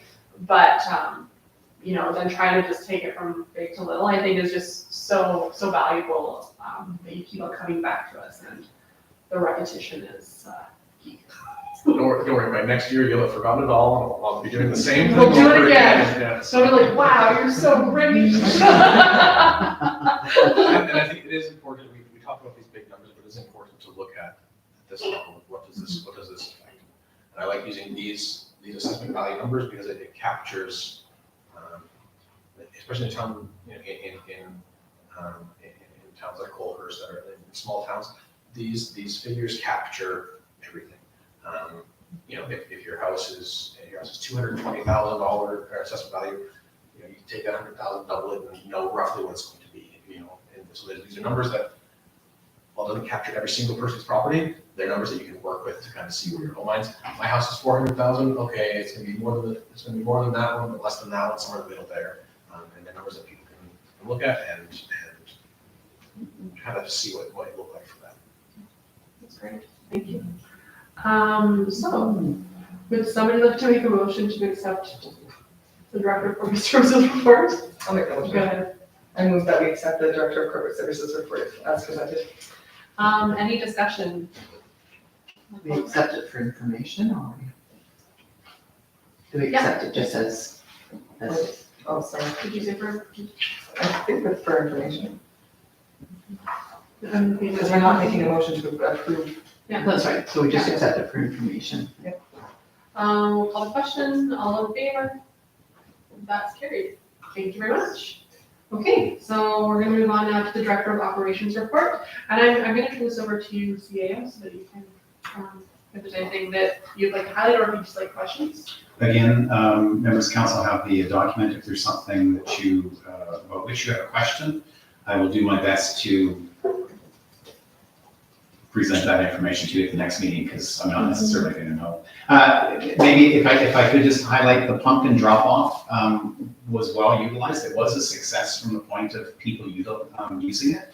What it means is whatever's left over from pumpkins actually now gets included in green waste. So instead of people putting it in their garbage bin, which has a much higher tipping fee at the landfill, this actually goes in green waste, which I think is $25 a ton or something like that. So it's still heavy organic material. It will go in with our leaf collection, but it removes it from the mainstream that we get dinged much more. So everybody who has done this has helped to reduce the operating costs for the town, and that's greatly appreciated. Plus, managed to feed some pigs, which I'm sure makes the pigs happy. So we do thank the residents that actually participated in it, and hopefully I won't be here. Well, not hopefully. Well, yeah, hopefully I won't be here. But hopefully next year. Ooh, that was a Freudian slip. I think you're gonna miss us. Next year, I'll bring my pumpkin out from Lethbridge and put it in the bin. And I do hope that more people actually participate in this next year, and it could be something that the town can grow upon. That's great, thank you. So I'm just gonna open up for questions from council, if there's anyone. Go ahead, Council Point. Thank you. I just want to say this is a great report. So again, I love reading operations, but I think you say that every time. I appreciate that they did a second leaf collection. It probably kind of didn't pan out with all the snow on the ground. So that's a bummer, but it's really great to hear all of this. Especially excited about the grant and some of the big stuff going on. So this is awesome. Further questions? I guess, are you able to, any more of an update on the stormwater facility? Like he states that there's a vault that needs to be done and then it's going to be operational. Yes, as I understand, the vault is actually now in. There was some work, unfortunately, my apologies, I didn't check in with the Director of Operations today, like I normally do. The vault is in, all the vaults are now in place. There were some connections that were being made last week. Again, November 30th is the contract deadline to have everything operating. I believe the system was relatively functioning last week when we chatted about it. but I can have an update certainly for the December 6th meeting. Thank you. So when we're talking about all the underground, and are we talking just specifically for the stormwater facility, or are we talking underground in terms of for some of the lighting in there and some of the potable water that we talked about going in there? At the moment, it's all stormwater It's all management. just So it's specific to that. It's all the pipes relating to moving water across and out of the area to get it treated and then down to the river. If we are seeding, I guess we just go in and trench. It's not gonna be a big disturbance next year if we're putting in the other Yes. underground. Yeah, all of the other underground infrastructure shouldn't require a great deal of disturbance. There will be trenching and there may be the need to reseed in a couple of areas, but generally speaking, it should be manageable. I know that's in the weeds, but I wanna get some lights down there. I wanna get down there soon on that trail. Thank you. Is there any other questions? So I have a question. So this grant that's been listed here, the Alberta Community Partnerships Grant, Yes, so it can be up to $200,000. that's correct. And I see that there's 3 potential projects here. I was just looking that up because I guess I'm curious, could this be expanded or is beyond like the infrastructure type of stuff? So I just looked this up here too.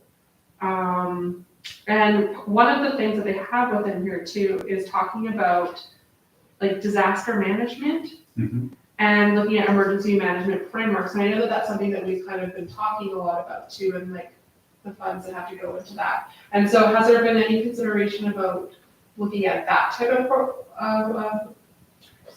like a program to spend that grant on, or are we really looking at these other things here? Since October 3rd, there's been no consideration whatsoever of looking at for other programming.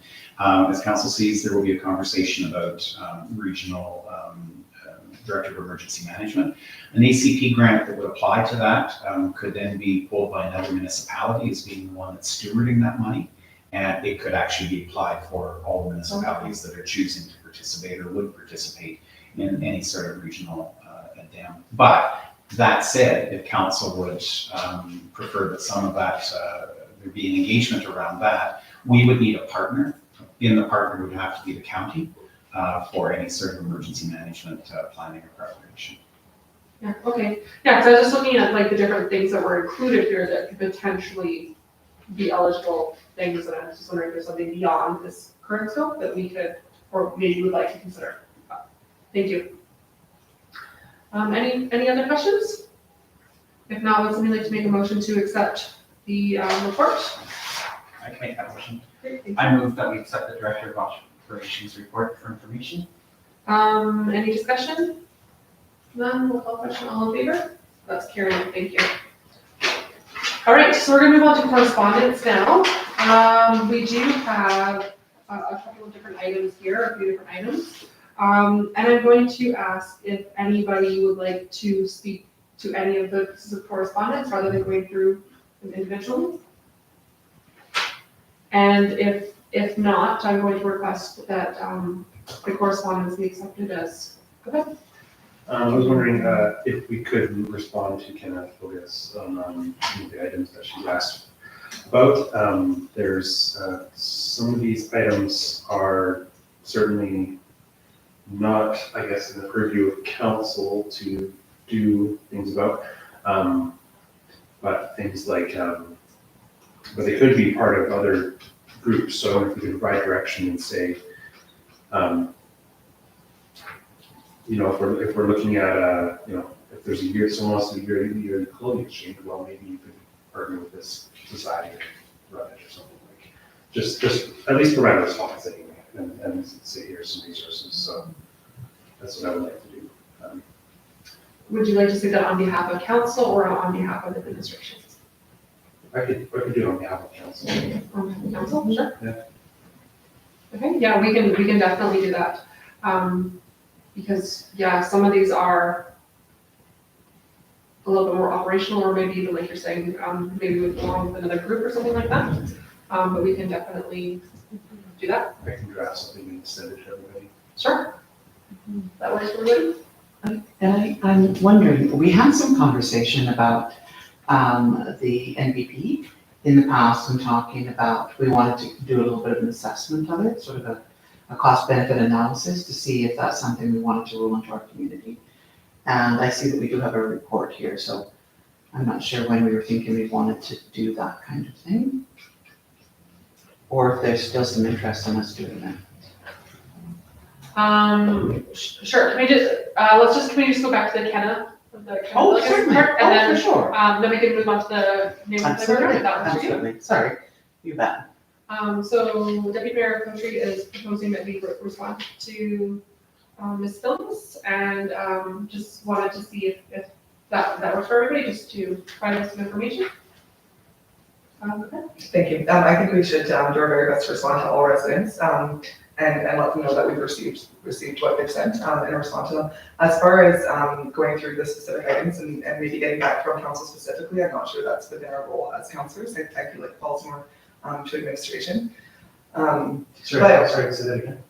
I feel that responding to some of the specific things, like what you're talking about with maybe connecting with like a different organization who does like a clothing exchange, I feel that that's not really council's purview to be doing that. I feel like we're more just accepting information. And then also, I guess, have other people submitted feedback as well and have we responded to it. I know there's a person on Facebook who had said she submitted. So if we're going by that, then are we going to make sure we're responding to each person that submits their feedback for the strategic plan, right? Can I ask CEO Kaufman, when you received that, did you respond back to the resident and just let her know that we received her information?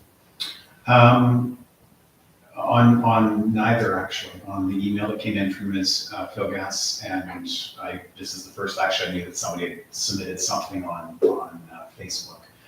So what I can do tomorrow certainly is acknowledge the individual on Facebook. Both of these are responses to council's strategic plan. So while I agree with the principle behind Councillor Florence's statement about how you respond, because these are a response to council regarding its strategic plan, the response should come from council. And however council wishes to do that, whether it's through the mayor or an individual member, as the deputy mayor has offered to do, a response of thank you. Here are some thoughts on these. If you could just ensure that the CA was included in the response, then that's very helpful as well. So you were the one who received Ms. Philgas's. Was there any response that you know? No. So I'd just like to, can I clarify too? Yes. So somebody had reached out and commented on Facebook and I asked them to email the town. So I just wanted to clarify my comment as well. Oh, okay. Yeah. What, do you know if it was Ms. Philgas or was It it was a somebody? different individual. Different individual, okay. We do monitor the main at colhurst.ca. And if somebody has sent something, then yeah, thank you. It is important to say thank you. So thank you.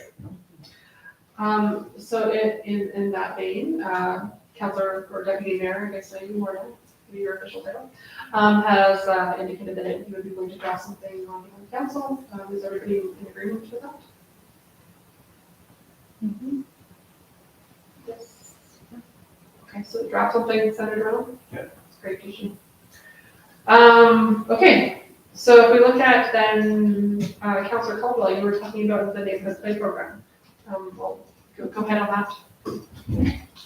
that. We just, we've had some conversations in the past when it came before us as a budget item, and I apologize that I didn't prepare in terms of pulling up that number. But we had conversations about the cost per day seemed a little bit high, and receiving this report at the average of 16.5 youth per day. I'm hoping that we can pull all that information together, please, and sort of do a good cost benefit analysis of that program.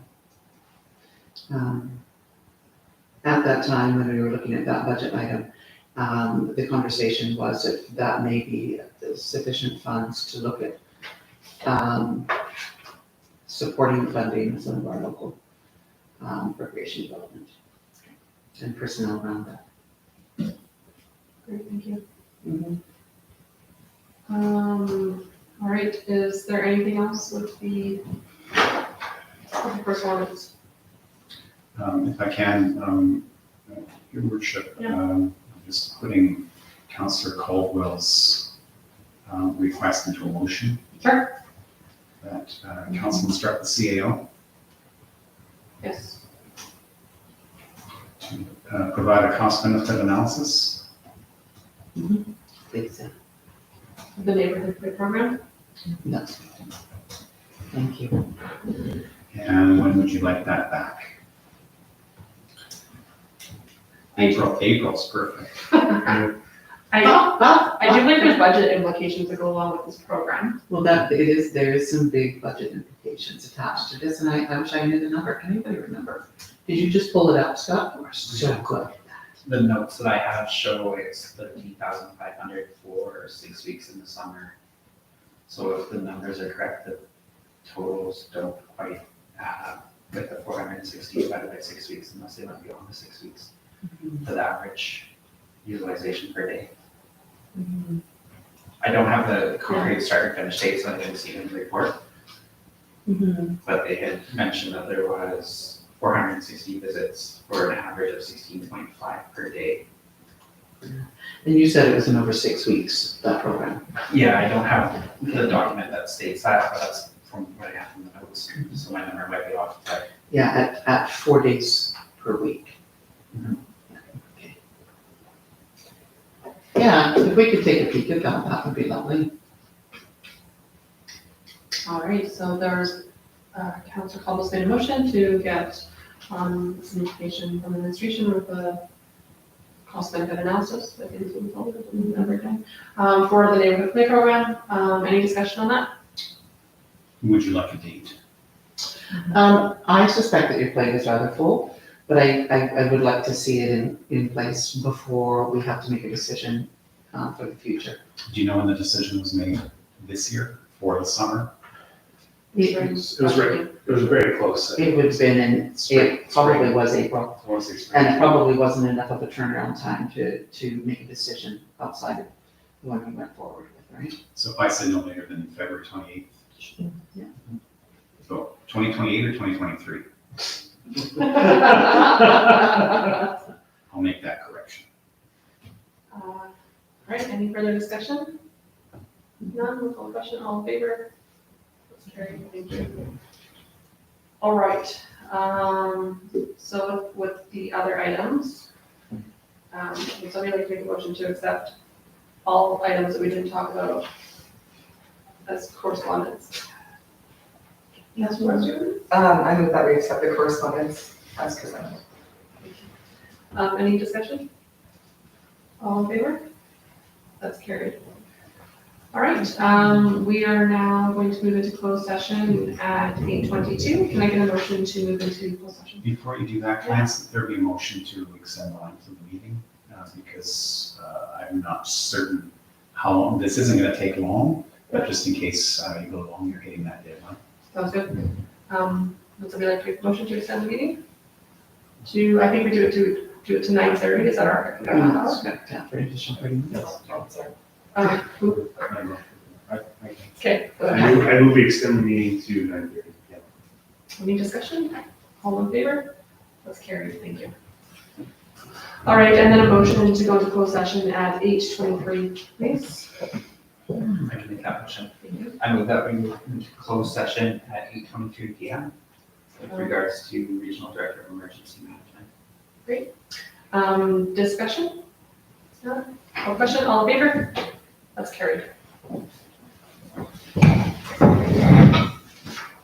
If anyone needs to go back here, Thank you.